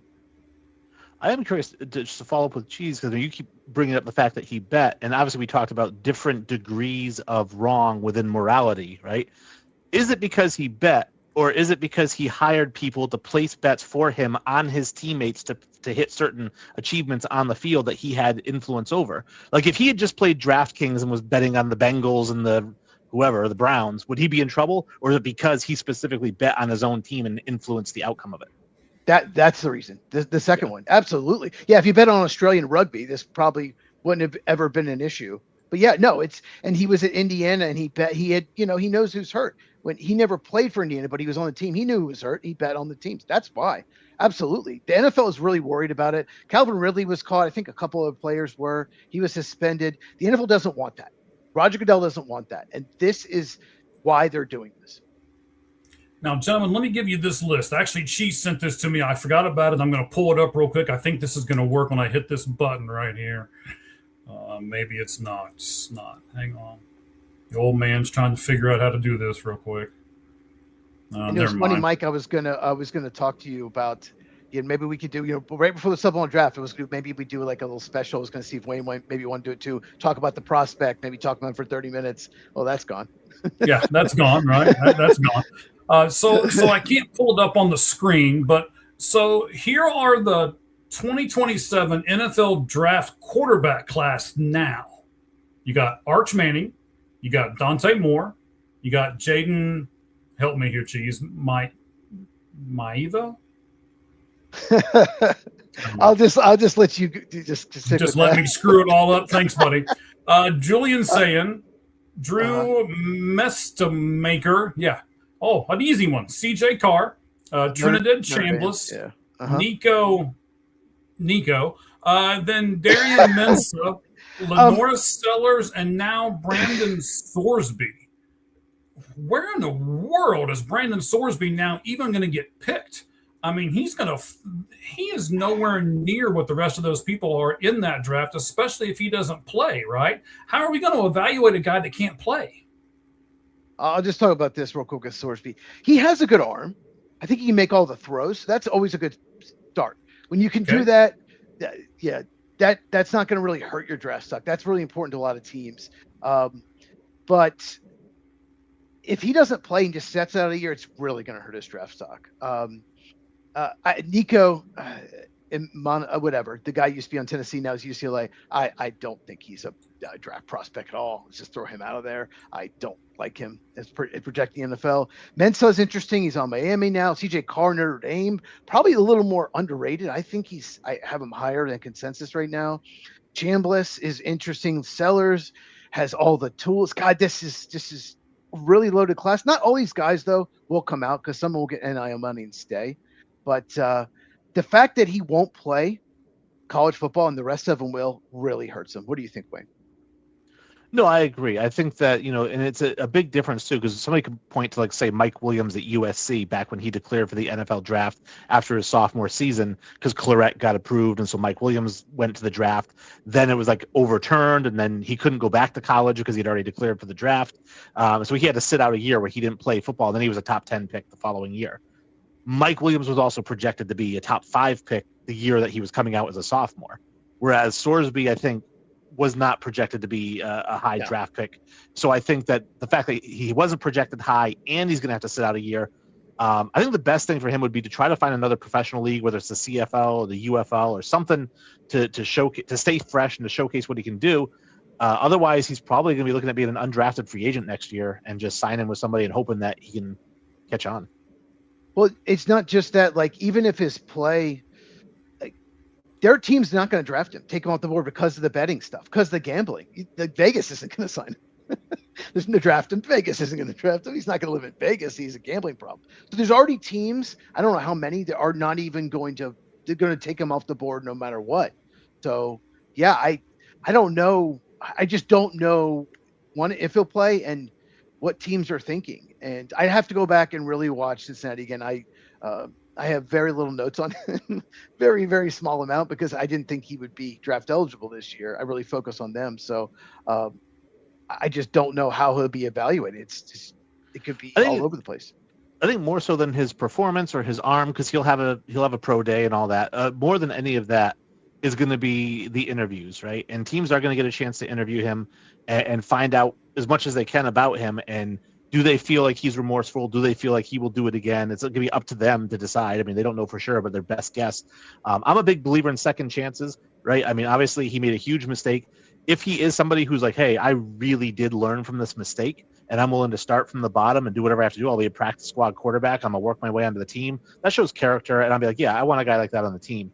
But if he's like, hey, man, you guys should draft me, it doesn't matter what, all right, then nobody's going to pick him. Yeah, the quarterback typically is a leader in the locker room. And if you have a guy with that kind of issue, that could be a problem for some teams. All right, so the last point I've got on this, and then we'll be done with this subject here. What about other people that are involved in football, like Harbaugh leaving Michigan for L.A., when everybody knew that he had questionable morals? I mean, the NFL can't all of a sudden say, oh, we have moral standards and we're not going to let this gambler into football, but they're going to let Jim Harbaugh come in. Well, they can, because they did. But should they, I guess? Maybe that's a better question. Should they? Yeah, well, again, it goes back to what I said. Jim Harbaugh didn't gamble on his own team. It's an unbreakable law, right? It's the cardinal rule. You cannot do this. So Greg Hardy beat the hell out of a woman, You know what I mean? And Mhm. got to be on a team the next year. You know what I mean? Because Joe at the Mixon. end of- Joe yeah, Mixon. Joe Mixon. The Lots of these video. guys Yeah. run Ray into this kind of Rice. stuff. Ray Rice was a 2-game suspension for Yeah. knocking his wife out and then dragging her on the floor. It was awful. Right. Only because the NFL didn't think that video was going to leak. That's why it was 2-game suspension. His career was over once the video leaked. But the point is, like I said, yeah, they don't care about morals. There is no morality code in the NFL. Just don't bet on this league that you're playing in, and especially on your own team. So that's why Harbaugh is fine, because he didn't break the cardinal sin. Yeah. But that's also why I'm never going to root for LA, because Harbaugh's there, and to me, it's not fine. It's just like Harbaugh is a really good coach. And that's why it's like that he could do that. He could cheat at Michigan, maybe not do something. Look, we talked about that with May. He can do minor violations, not losing, not get the national title taken away, and pick his job in the NFL because he's such a good coach. And the NFL, like you said, it's not about betting. Doesn't have insider information, so it's okay. And He meant Vrabel. He said May. He meant. I saw Wayne go, May. What? Huh? He meant Vrabel. No, I meant May, the Michigan basketball coach in Michigan. Oh, okay. Yeah, like it's like Michigan is figure out what rules can we break where we will not lose our national title, and it might be a fine, and then we can just bail. The coach can just bail, and we'll get someone else. That's basically what Michigan sports has become, and it makes you really want to root against them every time they play. It's kind of sad. All right, gentlemen. Wayne, so we're going to jump into some baseball stuff. I know baseball is on Anubis Sports, but it's not necessarily your big thing, even though you just wrote an article about it. So we'll do the rest of this by ourselves on the solo side. We appreciate you coming on with us. Thank you very much, buddy. One more time, tell us where people can find you. Give us your social media handles and stuff like that, bud. Yeah, absolutely. AnubisSports.com. That's the website. You can go at Anubis Sports HQ on Twitter. Just search Anubis Sports on Facebook. We have our own page on there. We have our own Instagram, Reddit page. Check us out on Reddit. And LinkedIn. We have our own LinkedIn page, so I share a lot of stuff from there. But every article that we post on the site gets posted on socials.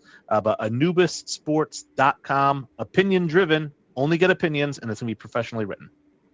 All right. Hey, we're going to be working with Anubis Sports a lot as far as the Lights Out Sports podcast and other stuff here within the realm of All Gloves Off Sports Media. So we're very happy to put that relationship together. And Wayne, I appreciate you doing that with us. And I really, really appreciate you being on with us today here on the Lights Out Sports podcast.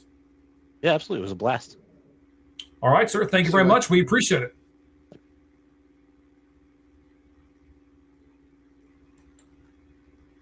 All right, now I got to fix this background here, buddy. I'm in the smaller circle for a while now. I know, and it's entrapping you there. Hold on, let me. I'm in the smaller circle, but I'm in the center of attention apparently. Well, I don't know. I can tell you this: our viewership is, it's getting up there, buddy. It's getting up there. We'll just leave it at that. I don't like to brag too much, but we've done really well tonight. I feel like this controversial topics we're getting a lot of viewership, so you're going to want more of this. Oh no. I always want more of this, but I usually give in to you. So, it's the respect factor that I have for you, sir. All right, man. So we're going to jump into some MLB. But of course, before we do that, we have got to give you the best graphic in all of sports, man. They have moved all my stuff around. They did an update over here on me. Oh, there it is. All right. Okay, so now that I've found it, let's go ahead and do it, buddy. Here we go.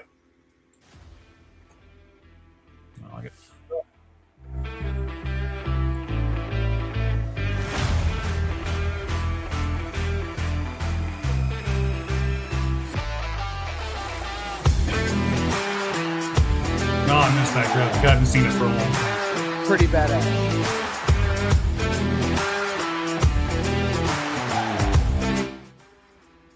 Oh, man. There we go. All right. I have been itching to talk baseball with you for quite some time. Let me start off with this. Something that I didn't put on the notes, but I wanted to throw this up there real fast. I want you to see this graphic, and I want you to tell me what this kind of means to you here. I need to take the label off the top of us here real fast. Everybody knows what they're watching, so we will remove that really fast, and then I'll add this. This is the largest decrease in postseason odds per Fangraphs since the start of this season. Ooh. Yes. Look at some of those. And the Mets are getting killed by the Cubs tonight. Yeah. Of course they are. They should be getting killed by pretty much every team. So we'll start down at the bottom. The Giants. We're not going to talk about Rafael Devers. I don't know. We might if we really want to. The Giants' odds of going to the playoffs have decreased by 29%. The Tigers' odds have decreased by 34%. The Royals' odds have decreased by 39, the Red Sox by 53, and the New York Mets by 65. Jeez, are any of these teams going to buy at the trade deadline and try to help those odds? Tigers are the only one I could see doing it. Scooble's coming back. And just look at the Tigers. They underachieved even with Scooble out. I think the Tigers could definitely buy. Their division's not very tough. I think first place is like 4 or 5 games over 500. So absolutely. Royals have been devastated by pitching injuries. Red Sox suck. I just see the Tigers. What about you? I don't see any of these teams doing anything. In fact, I think the Tigers should see what they can get out of Tarek Skubal. I think the next 3 weeks are big for them. Yes. Yeah. Yes. The next 3 weeks are huge for them. And it will be interesting to see what those 3 weeks do. But I also think even if they do really well, if they're above 500 in the next 3 weeks, I think they've still got to explore the market. I mean, if you can get 3 top prospects for Skubal. Not on a rental. They can probably get one really good prospect and one decent one, but even for a rental, even how good he is, there's no way they're getting 3 top 100. There's no way. I'll just use Aroldis Chapman as an example. When the Cubs traded for him from the Yankees, they gave up a top 100 prospect and then another pretty good prospect. That's it. That's what they gave up. You could argue Skubal is more valued than Chapman. He's a starter, not a closer, but still, I don't know. Do you really think they could get 3 top 100 prospects? I think they can get 3 top 100 prospects. Yes. Wow. Okay. What team would do that though? What team would do that? Yeah, the Braves aren't doing it. They don't even have 3 top 100 prospects. Let me think about this a minute. What team would be willing to do that? I mean, gosh, I hate to say it. The first name that pops into my head is the Dodgers. I mean, they've got so many top 100 prospects. They could do it. Zaire Hope, he might be blocked. Would do it if they wanted to. Zaire Hope, they could trade him. He's kind of blocked in the outfield. Yeah. Yep. Well, I mean, how are the Mets still 15%? That's a great question too. I don't know. I don't know the answer to that. They are just awful. 2 outs away from losing. Now, I did see, let's talk about your Cubs for a moment. Let's take this off the screen here. I tell you what, let's add this back on first. There we go. And then we'll take the other off. I did see, I'm sure you know this too, PCA hit his 10th home run in June earlier today too. So his 10th home run in June he hit earlier today. I'm going to keep it short and sweet. He is about as locked in as you can get. He's been amazing. And if you take away the first 2 weeks, he's been one of the best players in baseball overall. They need him because no one else is consistently hitting, and they're struggling. So PC is absolutely carrying him. Since they moved him to the leadoff spot, that's where he belongs. He's just flourishing, and he is destroying breaking balls right now, and that used to be a problem for him.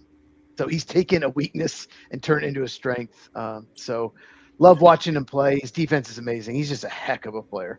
To take the next step, though, and we both know this, to take that next step, because we talked about this before. This is what happens. They look and they go, okay, this guy can hit a fastball. Don't throw him a fastball. He can foul off the change until he gets a fastball. So but wait, he can't hit a breaking ball to save his life. So throw him 4 of those in a row. And if you can't hit him, you can't hit him. Now he's taken that, like you said, he's taken that weakness and making it a strength. And as long as he can keep doing that, the Cubs may have gotten a bargain when they signed PCA to that contract. We'll see how it all works out. I know it's a small sample size right at the moment, but we'll see how it goes.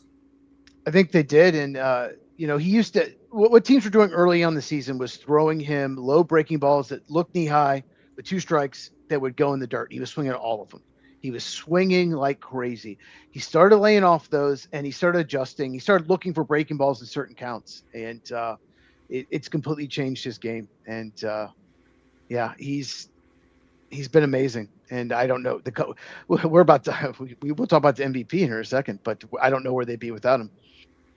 Yeah, so we're gonna do a show. We haven't quite decided when yet on the CBA. We are going to do a show on the All-Star festivities. I'm not sure if we're going to do it a separate show, if we're going to do the Lights Out Sports podcast and just dedicate that whole thing to the All-Star game. Cheese and I will talk about it a little bit more. Again, I've been out for 2 weeks. I really haven't spoke to anybody. I focused a lot on my family for those 2 weeks. So you can blame that one on me if you would like. That's fine. But we are. No one blames you, Mike. You deserve a vacation. You had been on this podcast every time we've done this, so you deserved it. The Lights Out Sports podcast is something that I love to do. It's a thing for me. It's an escape for me from the job that I do all the time. So I love doing this. The Lights Out Sports podcast is also growing. We've got a lot of people who are requesting interviews and stuff with us. So, ladies and gentlemen, we're going to restructure the show a little bit, I think. Cheese and I will talk about it more because it's just as much Cheese's show as it is mine. So we need to do that. I know you're going to say we haven't had any. Yeah, it is. We haven't had any top 10 lists for a little bit. There's a reason for that. We're looking at doing things a little bit different, and we'd like your opinion as well. So you want to DM our X account? Then by all means, go ahead and do that. You can go over to @AllGlovesOffSM. And by the way, let me give you a few things that we put up on our X account in the last 48 hours. You got Stone Cold Steve Austin telling a UFC fighter how stupid he is for calling wrestling fake. We got the newest Arizona Diamondback call-up. He was called up today. Who is that, and what position is he going to play? Ohio State lands their first 2029 class recruit. That's over on All Gloves Off SM. A couple more here. What Jeremiah Love said about Carson Beck. Are you okay over there, buddy? Well, okay. So the Braves led 4-1. I looked up; they're down 5-4, and then I just looked up to the other TV and see that the Cubs were up 9-3. It's 9-6. So they just give up 3 runs. So this has been, since you started that, it's gone really bad. I'm sorry about that, sir. So let me just give you one more. That way we'll get out of it quick, and maybe nobody else will score runs against your team. There's also a list of the top 10 dual threat quarterbacks in college football. So we've got all of that plus some more. I'll list you off a few more things here as we go along here in this baseball segment. And of course, that baseball segment is called MLB 4-Pitch Talk. Cheese, let's do question 1. Yes. Last year, Ohtani and Judge for MVP. Vogt and Murphy for Manager of the Year. And Tarek Skubal for Cy Young. All of those guys repeated. Of those 5 players, Ohtani, Judge, I guess Vogt and Murphy are managers, not technically players. Vogt for the Guardians, Murphy for the Brewers as managers of the year, and Tarek Skubal for AL Cy Young. How many of those 5 will repeat this season? This is such a good question, Mike. Skubal's not going to win it, so there you go. Okay. So the thing, Judge isn't going to win it. He's hurt. Vogt and Murphy, basically, managers of the year has become what team doesn't have a high payroll but still wins? We're going to give their manager of the year. So they've won back-to-back years because the Brewers and the Guardians won't spend any money. I do think they're good managers, though. They're very good managers. Don't get me wrong. Murphy could definitely win again, just because the Brewers just always are good. Ohtani's gonna win. I don't necessarily think he should. I think he wins because he does both, and they just give him. Oh well, he should. I tell you what. We talked about PCA. PCA has been amazing, but there are two players that aren't gonna sniff it. But if you take them off their team, they're not nearly as good. Okay. One of them's on your team. One of them's on my team, and that's Corbin Carroll, what he's done for the Diamondbacks, and Matt Olson's done for the Braves. They're not going to win it. Ohtani's going to win it. It sucks, but I think Corbin Carroll, Matt Olson have been tremendous this year for their teams. But I'll say Ohtani and I'll say Murphy wins again. Those two. What do you think? Well, I'm going to give you another name for MVP on another team that's real close to you down there in Texas. Yordan Alvarez should be in the running for he MVP should win it as well. Oh, he should win it. Yeah, he's been amazing this year. Yeah. And I know he's just a DH, and sometimes people knock that away because you don't play in the field. But again, I believe like what you just said. Take that player off their team, and what happens to that team? That, to me, is an MVP. So if you take Yordan Alvarez off the Astros, they're not near as good as what they are right now. Not that they're great right now, but No, they're not, but they're still in it. They're still within striking distance because AL West, I think the leaders got like one game over 500. Like the Mariners haven't been nearly as good. Cubs did win the game. Okay, Mets lose again. But if the A's do make a run and win the division, Nick Kurtz is amazing. Just he is. Out there. He is so good. He can hit. He can absolutely hit, and he's been in the league maybe a year. I think he came up around this time last year. He's absolutely amazing. I agree with you on Skubal. I don't think they're going to give the manager of the year to the same two guys for a third year in a row. Probably not, but like who in the National League, who else would you give it to? Maybe Walt Weiss, but like I just don't know. Would give it to Walt Weiss, actually, because I remember you and I talking about, and we were both like, Walt Weiss, what are they doing? Walt Weiss. I wasn't happy about it at all. No, I wasn't happy about it either, and I'm not a Braves fan. I'm sure you were really upset about it. And in fact, I know you were. We talked about it. I like him better than Snicker, but not much. I wanted someone different. There were like a half a dozen candidates I would have preferred, but he's done a good job. So he's probably the favorite. But Murphy's got to be up there again. They traded for Eddie Peralta. They trade people away. They don't spend money, and they still are really good. So, yeah, I don't know how they did it. I watched the game yesterday between the Reds and the Brewers, and I'm like, okay, just get a hit, guys. Just come on. We got to win this. And somehow, in extra innings, the Brewers clawed their way to a victory again. I don't know what's going on right now. I haven't looked at scores because I've been really concentrating on this podcast tonight. But they develop. They do such a good job in their farm system developing talent. Mm-hmm. They're so good at that. And if that's the case, some teams are. The Rays are really good at that. The Guardians are really good at that. Some franchises are just so much better at other teams than that. White Sox suck at that, So. And the White Sox are a good team. In fact, we're going to have a White Sox guy on here in the next few weeks. Can't wait to get him on. We'll talk about that more. We got a guest next week. Be watching on our X account. We'll have another guest next week. Go ahead, Cheese. I just want to mention one thing about the Brewers versus Reds series. Mm-hmm.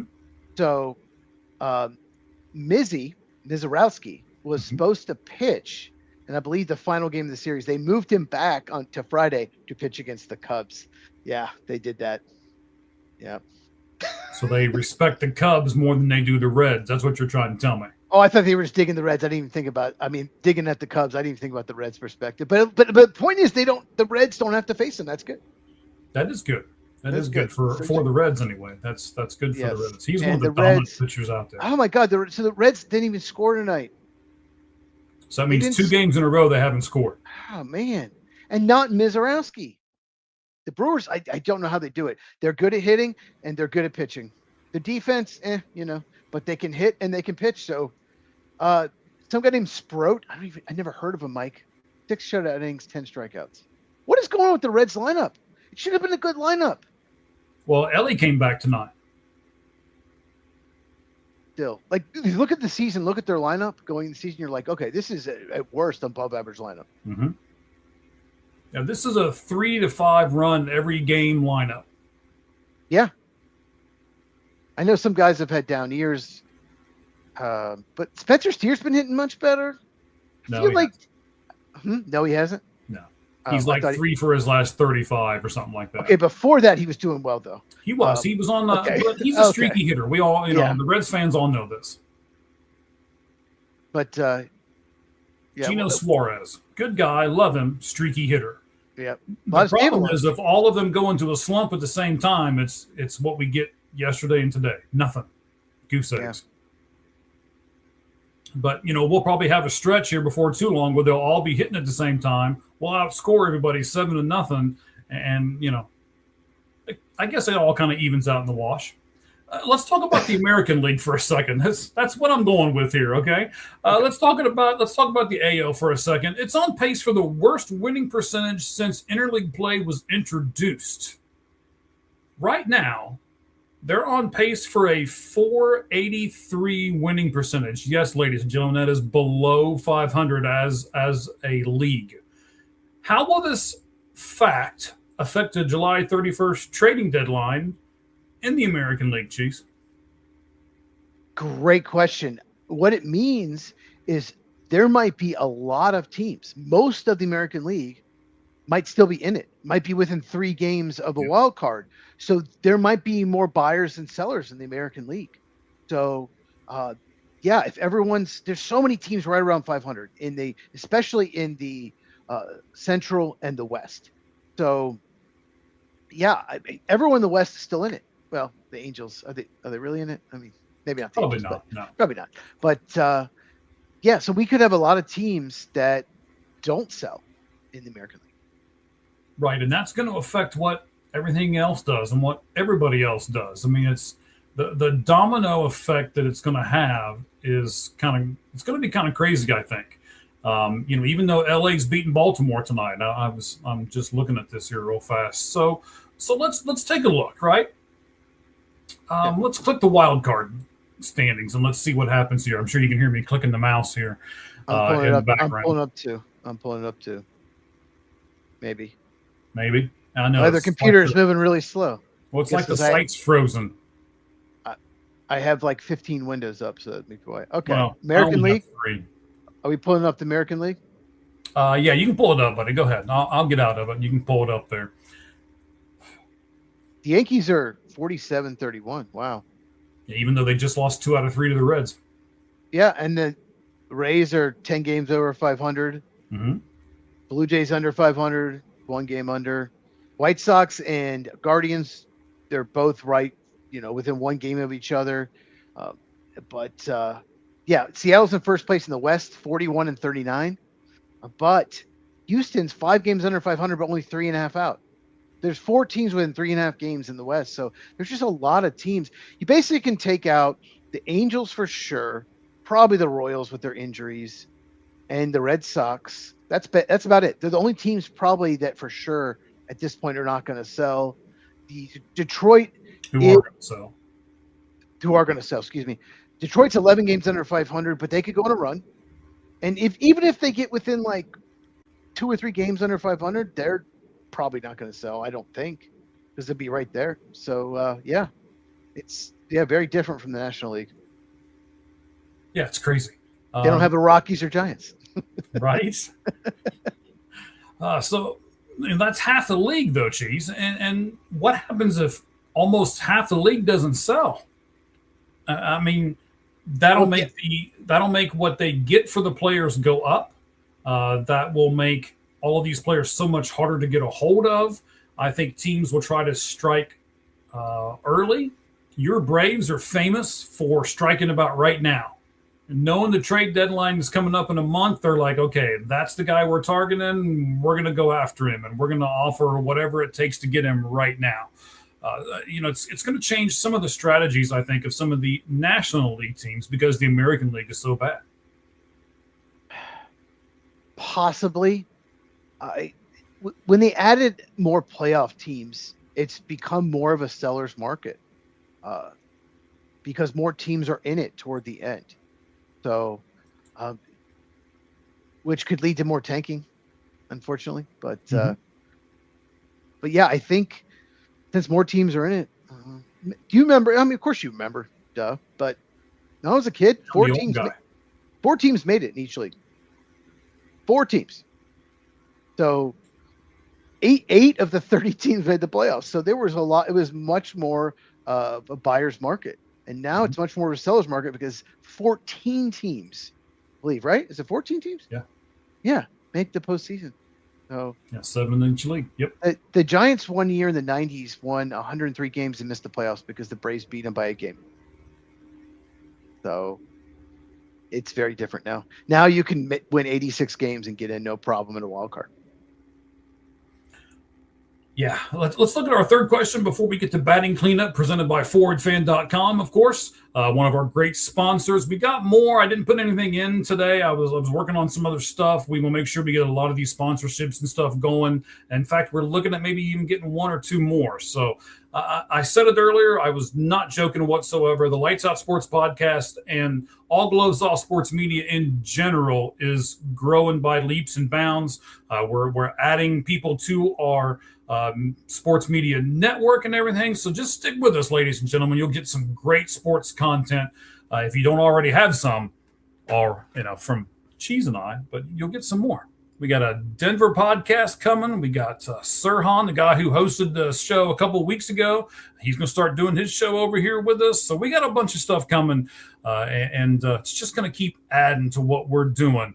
Let's talk about the ABS challenge system, Cheese. I got some interesting stats. You know how I am with stats, and I had some time to kind of sit and grab some. So there have been 4.2 challenges per game this season, with a 53% overturn rate. So, Cheese, is ABS working, and is it good for the game? So I was reluctant with all these rule changes over the last few years, pitch clock, all this stuff. I was reluctant to a lot of these rules. I'm, like you, I'm old school. I like the baseball I grew up with. I like this though, because I like seeing, obviously Andrew Hernandez is gone, but CB Buckner, these terrible umpires get shown up. Some of them I think you've seen this on X, they make 19, 20, 21 wrong calls a game. I like seeing that. So I think it's working. I like it. What do you think? I'm with you. I'm going to give you a whole bunch of stats on it.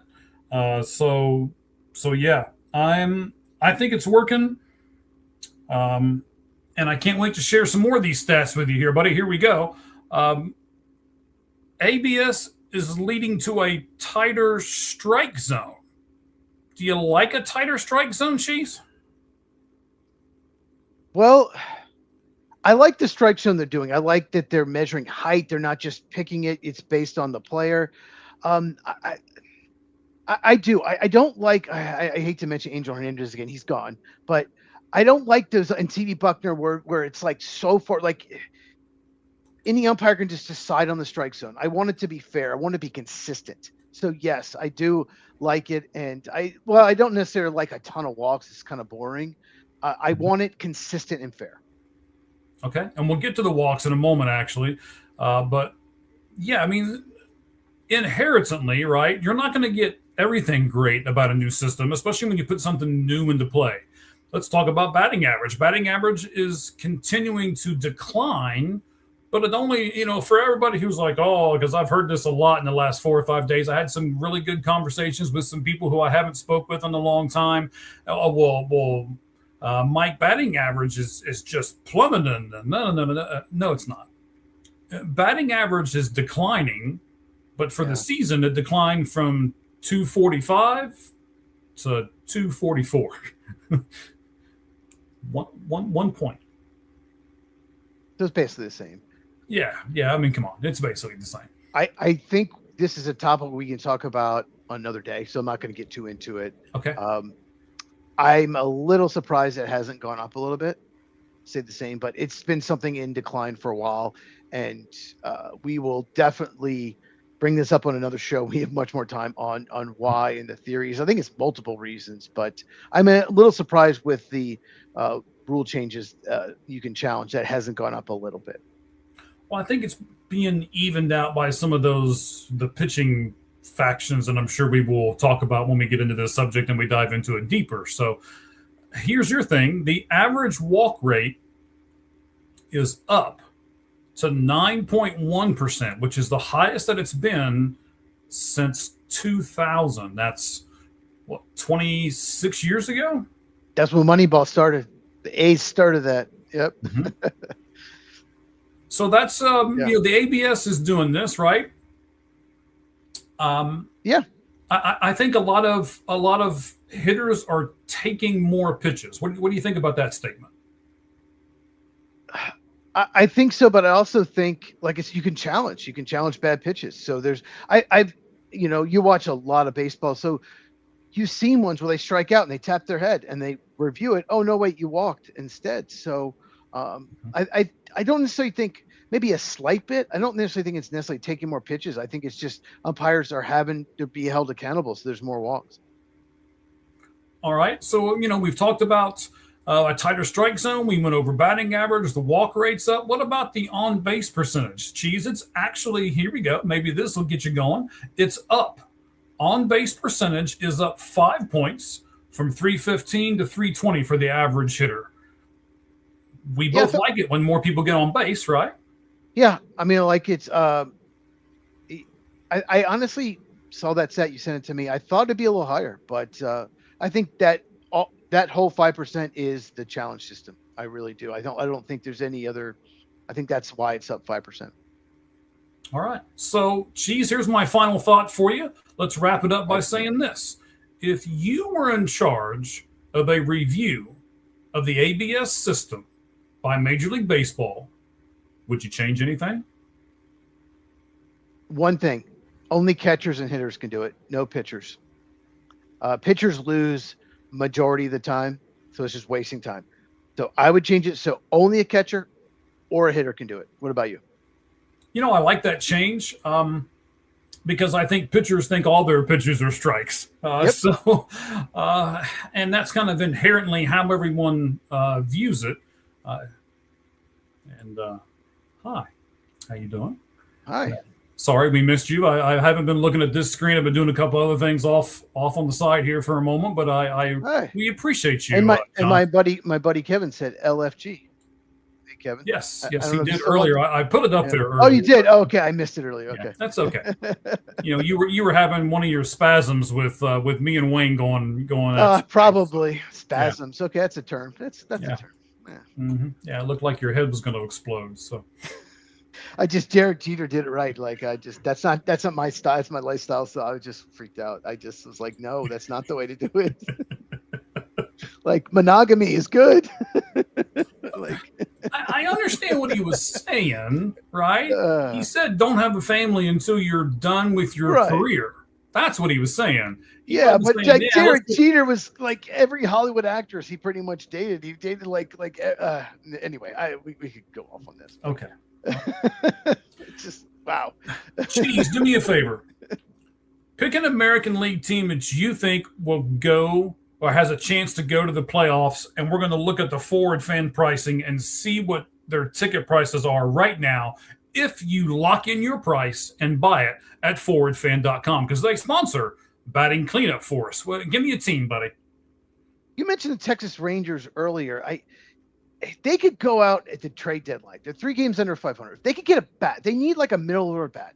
They have pretty good pitching. I think the Texas Rangers, they won the title a few years back. Mm-hmm. And a lot of people forget that. They just, since then, their lineup's been bad. Go out and get a bat. So I think the Rangers, they're only 2.5 games out of first place. They have a shot. All right. Texas Rangers, if you buy right now at forwardfan.com, their 2026 World Series access for I don't want to mislead anybody. This is for the top of the stadium. You're not going to sit directly behind third base and get this ticket price. $125 to be there. And let me tell you, I've been to one. I've actually been to 2. Being there in that atmosphere is absolutely incredible. And the one of them that I was at was Texas and Arizona. So, yeah, being there is absolutely. So $125. How much would it cost if you have to wait and they make it? More than that, I guarantee you that. Thousands, especially if they make thousands, right? Yes. So if you believe in your team, $125, that is all, and you get to go to the World Series. It's an amazing deal. It is an amazing deal. How about this, buddy? Do the same thing, but let's go National League. National League. Mm-hmm. Ooh. So, all right. Arizona Diamondbacks, they're over 500. Arizona, you mentioned them. The Rangers and Diamondbacks were in the World Series 3 years ago. So, Arizona Diamondbacks, Corbin Carroll's playing well. I feel like the pitching could be better. I think it's going to get better for Arizona. So tell me, what would Arizona cost right now? What? No, I think it's going to be better. I think it's underachieved. I think Merrill Kelly's doing better. It's going to be better. No, I can't believe the price is this cheap. That's what I put my head in my hand for. I'm looking at this going, I've got to do this. If I'm a real Diamondbacks fan, I've got to make this move. Like now, you can get World Series tickets for $100.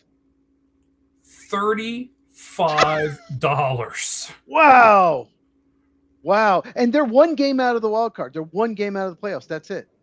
That's fantastic. ForwardFan.com, guys. Wow. That's where you go to. You lock in your price. You get it today, and you still get to go to the World Series if you believe in your team. I'm kind of wondering if I really believe in my team right now. I'm going to have to go over and do it myself.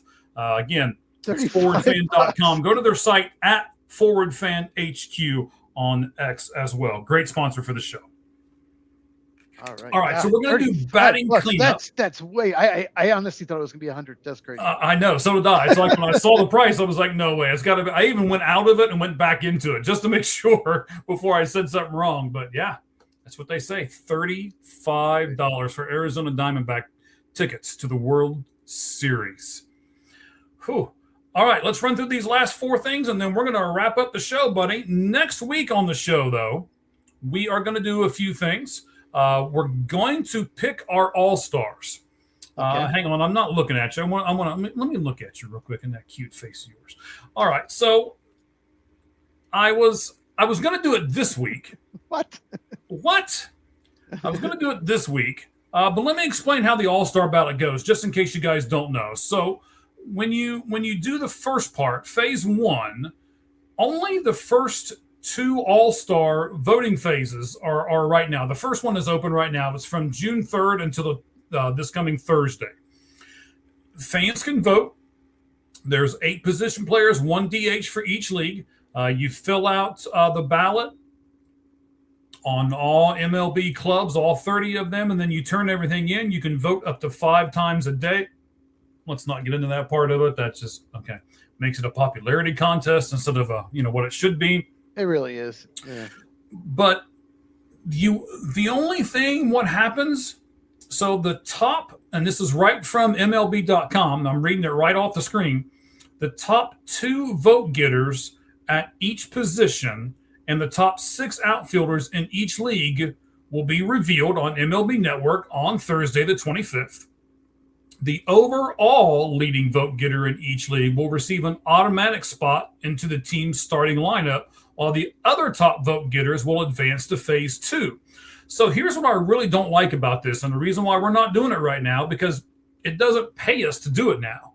If you vote right now, guys, and I don't know how you feel about this, Cheese, I don't like this at all.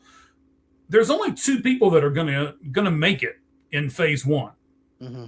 It's the top 2 people in each. The top 2 vote getters will get a starting lineup spot. And then the rest of the people who are voted in just advance to the next round. What makes me want to vote in the first round? Just wait to the second round. Well, it's especially if someone's so far ahead, they're the one. Why vote? Why not just wait? Yep. Yeah. And what is, so if you finish second and you've had this amazing year, and in the second round, maybe you go through a little slump and then then you all of a sudden you even make the All-Star game. Don't like it. There's no perfect way. Some teams show up more than others, but there is going to be a perfect way, because you and I are going to discuss next week right here on 4 Pitch Talk how we would do the All-Star Game selection. I can't wait to get your opinions on this. I've already started writing mine up a little bit. Let a computer decide. The BCS computer, right? Sure. Sure. I think what I come up with is going to be a little different, and it's going to be interesting. I can't wait to get your context on it next week when we do it. So we're gonna tell everybody how we would do the All-Star Game selection process, and then we're gonna actually do the selection process and tell you who we would pick as our starters, each position, 1 through 9, each league. That's next week, right here on the Lights Out Sports Podcast. But now we're doing batting cleanup, presented by ForwardFan.com. So, Cheese, I don't know if you have seen this. We're going to pull up a picture of it here in about 2 seconds when I get to the right spot on the computer.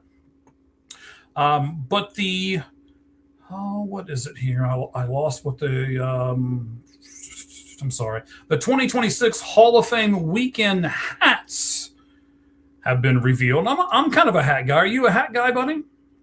Now, I have such good hair, it would just cover this. All right, yeah, you can't be doing that, right? Yeah, so let me pull up the picture. Not a hat guy. There are the hats. Okay. I don't know. I kind of like them. I really like the Cincinnati Reds, the old style. That's not the script C, as people like to call it, but it's still the gray. Is that the gray one? The gray one. The gray one. That's cool. I like that one. Second row, second one down. I really like that one. The Phillies one looks boring and generic. Yeah, there's some of them that are just really cool. Like the Padres. I like the Padres one. Mm-hmm. What about like there's some logos like the Houston one really doesn't change. The very last one, last row, last down at the bottom, that's Washington Nationals where it says DC on it, and I don't know. No, it's terrible. Braves is just the colors, the difference, but it's pretty cool. I like that color. I do like the blue. I got to be honest with you, I have no idea which one's the Cubs. I have no clue. Hang on, I missed the Florida Marlins logo, the black Florida Marlins. Yeah, the Cubs is right above. Isn't that one the one that's right above the Cincinnati one? No, then that's terrible. That's terrible. That's so boring. I thought that was the White Sox. No, it might be. Do the Cubs even have one on here? Let us know in the comments. Arizona Diamondbacks. That was the Randy Johnson Diamondbacks. Mark Grace. So then, what's the hat? The first row, the very last one in the first row. Isn't that the White Sox one? First row at the end, the Mariners. No, at the bottom, down at the bottom. Oh, that's the Cubs. The bottom, the bottom with the little bear, the white bear. That's Cubs. That's. Oh, okay. Is that the white bear? Okay. That's a bear. That's a Cub. But still, it's a terrible hat. It's terrible. It's not good. What is that Detroit? Just a big white D? That's yeah. Is that Boston? The red? Some of these are just terrible, Mike. So yeah, I mean, like if you go in the order here, so let's see, Diamondbacks looks like Oakland A's, then Atlanta Braves, the Boston. One of them's Boston. One of them's not. Baltimore Orioles, maybe. Yeah. And terrible. Then your Cubs. I'm assuming then that you were right the first time that the C, the top one is White Sox. Yeah, is the White Sox. Then the Reds. Then that's the Cleveland Guardians with their C. Colorado Rockies, Detroit, Houston. You'd think they put them in like alphabetical order or something. They are by city. Oh, okay. Yeah. You guys can look at the rest. What's the one to the left of the boring Phillies one, the white one with the stripes? I can't see what that symbol is. I believe it's the LA Dodgers, but it's Brooklyn. Oh, okay. Brooklyn Dodgers. Interesting. I mean, some of these I really like. Some of them I wouldn't wear to my funeral, but yeah. Let's plan Mike's funeral while we're at it. Yeah, why not? Why not? So, yeah, I just wanted to pull those up there, let everybody see them, see if they wanted to purchase some of those. I'm sure they're going to cost $4 a piece. Yeah. with a couple of zeros after them, after the 4. Yeah. Hats are getting ridiculously expensive. All right, the second one we always do four here, four kind of quick things as we wrap everything up here. This is Batting Cleanup presented by ForwardFan.com. Number 2, Byron Buxton became the second player in Twins history. Man, if I could trade for him, I would in a minute. But he's the second player in Twins history to hit 25 home runs before the All-Star break. Do you know who the first and only other player was to ever do it, Cheese? Justin Morneau? Torrey Hunter? No. Way before that. It's You better just tell me. okay. Harmon Killebrew did it. Yeah, I mean, I know. I mean, I've heard of him. I mean, he was. Yeah, I wouldn't have gotten that. Harmon Killebrew, though, did it 5 times. He hit 25 home runs before the All-Star break in 5 different seasons.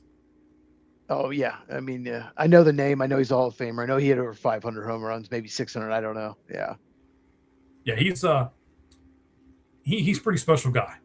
Let me throw this up here. We didn't do John Randall here, and it has air conditioning. I don't know what has air conditioning. There's a lot of things that have air conditioning, John. John, and it has air conditioning. I don't know. He's a Cowboys fan, so he's kind of weird. Oh, okay. That explains it. It has. What were we talking about that has air conditioning? I'm trying to figure out. I don't know. I don't know where he threw that up there. Is it the hats? Maybe it's the the World hats. Series tickets. Is it Harmon? Is Minnesota have air conditioning now in their stadium? Maybe they do. Maybe. Target is still Target Field. Who knows? So I also wanted to bring this up. I know you were a huge Pat Tillman guy. So am I. The U.S. Coast Guard rescue swimmer Scott Ruskin. Maybe one of the only good things that ESPN is going to do. He's going to receive the Pat Tillman Award for his service at the ESPYs for saving 165 lives during the Camp Mystic flood. If you remember that big flood where everything just came rolling down in there on all that. Yep. Let me put him up here. That's the guy right there. I wanted to make sure we put a picture of him. U.S. Coast Guard rescue swimmer Scott Ruskin is going to get the Pat Tillman Award. What do you think about his service, and what do you think about the Pat Tillman Award, real quick, Cheese? I think it's amazing. I think it's well deserved. I remember reading about him. Hadn't thought about him since, but I love hearing that when you sent me the notes. And I don't love that ESPN picks Pat Tillman Award winner, but I love that there's an award. I think this is so well deserving. I'm very, very happy about this. This actually might make me watch at least part of the ESPYs. I don't think I've watched it in 10 or 12 years, but something like this. If I'm going to be that guy who says I'm not going to watch your program because of all these mistakes you've made, when you do something right, I feel like I'm kind of hypocritical if I don't watch it when I'm really happy about a guy like this getting an award like that. What do you think about that? I'm not going to watch it, but I will definitely watch the clip. On X, they'll put the clip of him, and I'm going to watch that, or I'll search it after. So, yeah, ESPN, I don't watch their shows. I will watch a sporting event on there. Obviously, if they have a baseball or football game on that I want to watch, I will watch. But yeah, I understand it. Absolutely. If you want to watch at least that segment, for sure. Right. So let me take the top off here because I know this next picture that I'm going to put up will be interrupted if I leave the top on there.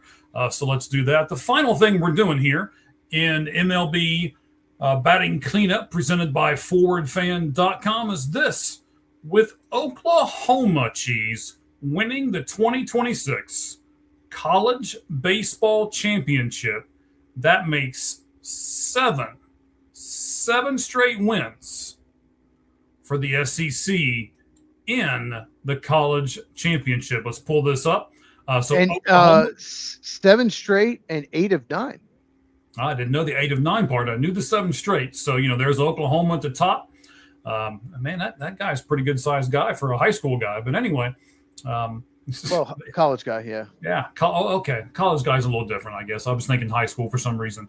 So you've got, let me see if I can do this. LSU, Well, Oklahoma was the latest one, right? And LSU wins it a lot. LSU somehow always seems to win like every 7-8 years. Yep. Yeah. So they've won 2 of these. So LSU won, and then Tennessee, your spot there, buddy. LSU won again, and then that's Ole Miss, Mississippi State, and then Vanderbilt. So 7 wins in a row for the SEC in the college baseball championship. Impressive? Not really? You expected it? What would you say about it, Cheese? I didn't expect it. Yeah, Oregon State won it in 2018. Florida won it in 2017. But it's pretty impressive that not only 7 straight, but 8 and 9, but 7 different in the 8 of 9, 7 different schools. It looks like 6 different schools. LSU won it twice. Okay, so LSU did win twice. Okay, but still, it's not like it's the same team. That Tennessee team was absolutely loaded. I'm a Tennessee fan, so I watched some of that. It's in the South. Baseball is easier played in warmer weather, obviously. So that's part of it. Obviously, Paul Skeens was on LSU. I mean, come on, like, what are you gonna do? You can't hit him. But no, it's pretty impressive. I did not get Mississippi State and Ole Miss back to back. I didn't realize that's pretty cool. And I liked that Oklahoma won this year because they beat North Carolina. I don't like North Carolina. I'm glad they lost. Okay. But it was. We gotta tick off a few more people in the world before we go. So all right, let's just make it the North Carolina people. I got one more stat for you on the College World. Sure, go ahead. Series. I saw this online. Almost every year, some of the best college players for the draft are at the College World Series. Something like half the college players taken the first round are in the College World Series. I'm not sure what list. I don't know if it's Baseball America or MLB.com or whatever. But 2 of the top 30 prospects for the draft were actually in the College World Series. A lot of the best prospects for the draft their team didn't make it. So we didn't have those like stud players and get drafted in the top 10. We only had 2 top 30 prospects in the College World Series. Just throwing that out there. It's very, very rare. I've got some stuff over on All Gloves Off Sports Media. You can give you a few more things that you can get from over there. An update on Emilio Pagan when he's coming back. Congratulations to 2 WWE superstars that just got married. What Jed Hoyer said about Justin Steele, I sent that to you. You want to talk about that for a second, the Cubs guy? It looks like he's not going to start when he comes back. He's just going to work out of the bullpen.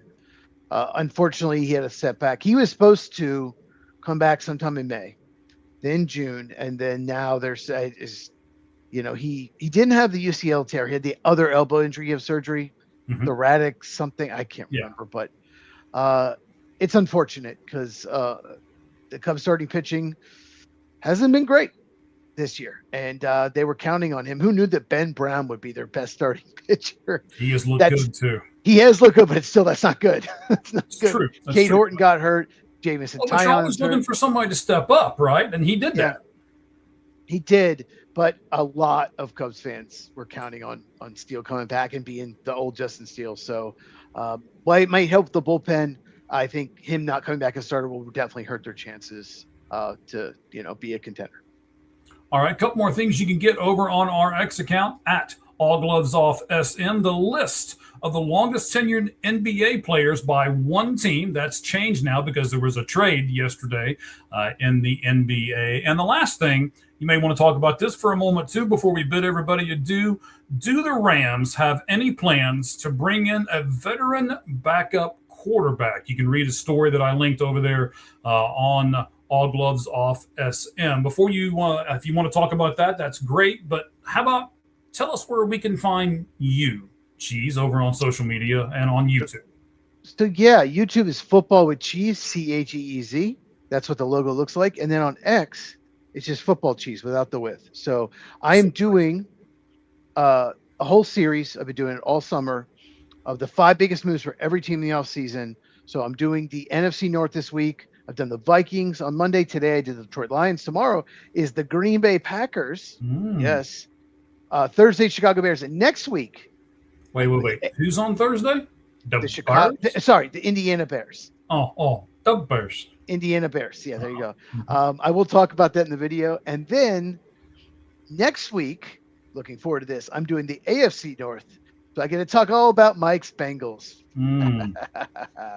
I will look forward to that, buddy. I really, really will. I'm going to do that on Monday. I'm going to do that first. You do that first? Yes, in case you want to talk about next week's podcast. So I'm going to do the Bengals on Monday, then we'll see. I'll probably put the Browns for last because it's the Browns. Yeah, why? Nobody cares about them anyway, right? It's the Browns. It's the Browns. Yeah. All right, buddy. Anything you want to add to the show? No, this was fun. I look forward to talking more about the All-Star game and baseball in general. We got some stuff coming, specials coming. We might do more than just one show a week. We will talk more about that as we go. Right. So I want to thank Wayne for coming on with us from Anubis Sports. You can go over to his spot.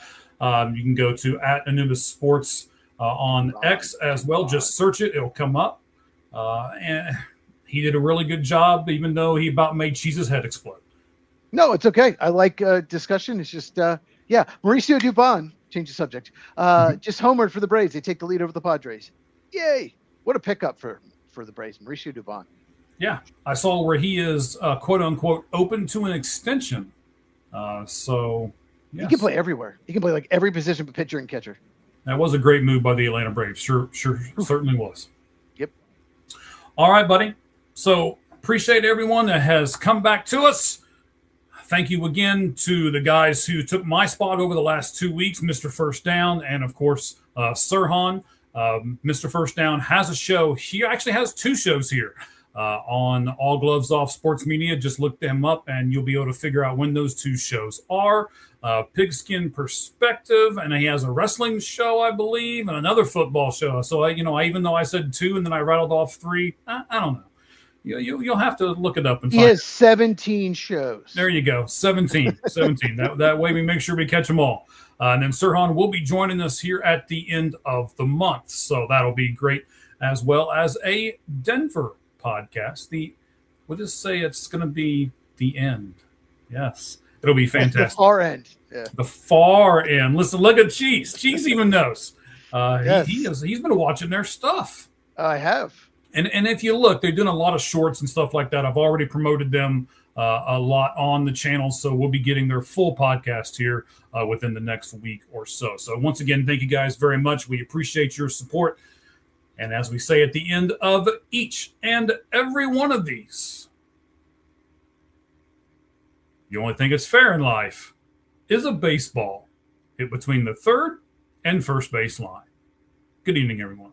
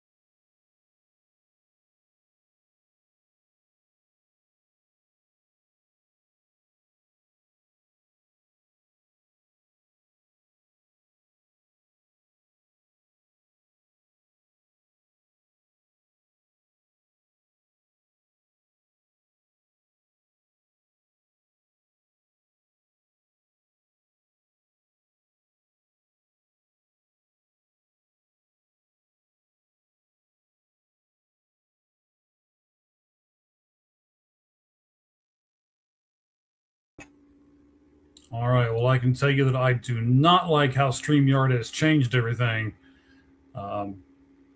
They've done a major update to their stuff since I started doing this. Maybe that's kind of what confused some of the other guys, too. You never explained the air conditioning thing. I'll have to text him and ask him. But if we ever talk about Cowboys, he wants to come on. He can come on whenever he wants, as long as you know who he is, and he's not going to say stupid crap. No, he doesn't have a channel or anything. He's not a podcaster, but he knows a lot about football. He's a big Cowboy fan. Okay. Like he can keep a conversation going and stuff. All right. So, that's a great question to ask you right at the moment. Do you like having these guests on in the first segment and then knocking them off? Or do you want to try to do, I don't know what I want to do yet, because I think bringing people on here gives us more eyes, because people who are their fans then watch this show because those guys are on this show. And That would be the main reason to do that. Yes. Correct. Yes. But I'm afraid if we do a show that is, what is going on? I don't know if we're still on the air or not, because the timer is still running in the background. Oh, I hope not. Oh, it says we are still live. Okay. Yeah, it says we're still live. Hi, everybody. Yes. Yes, we are still talking. Go sports. Sports are great. It says we're still live here. I know, but I can't. Hang on. So, how about them NBA draft players that we don't know? Name who's your favorite player that got drafted tonight? I don't know enough of them to. Boozer's son, I think. Carlos Boozer's son, I think, was in the draft. I think he ended up with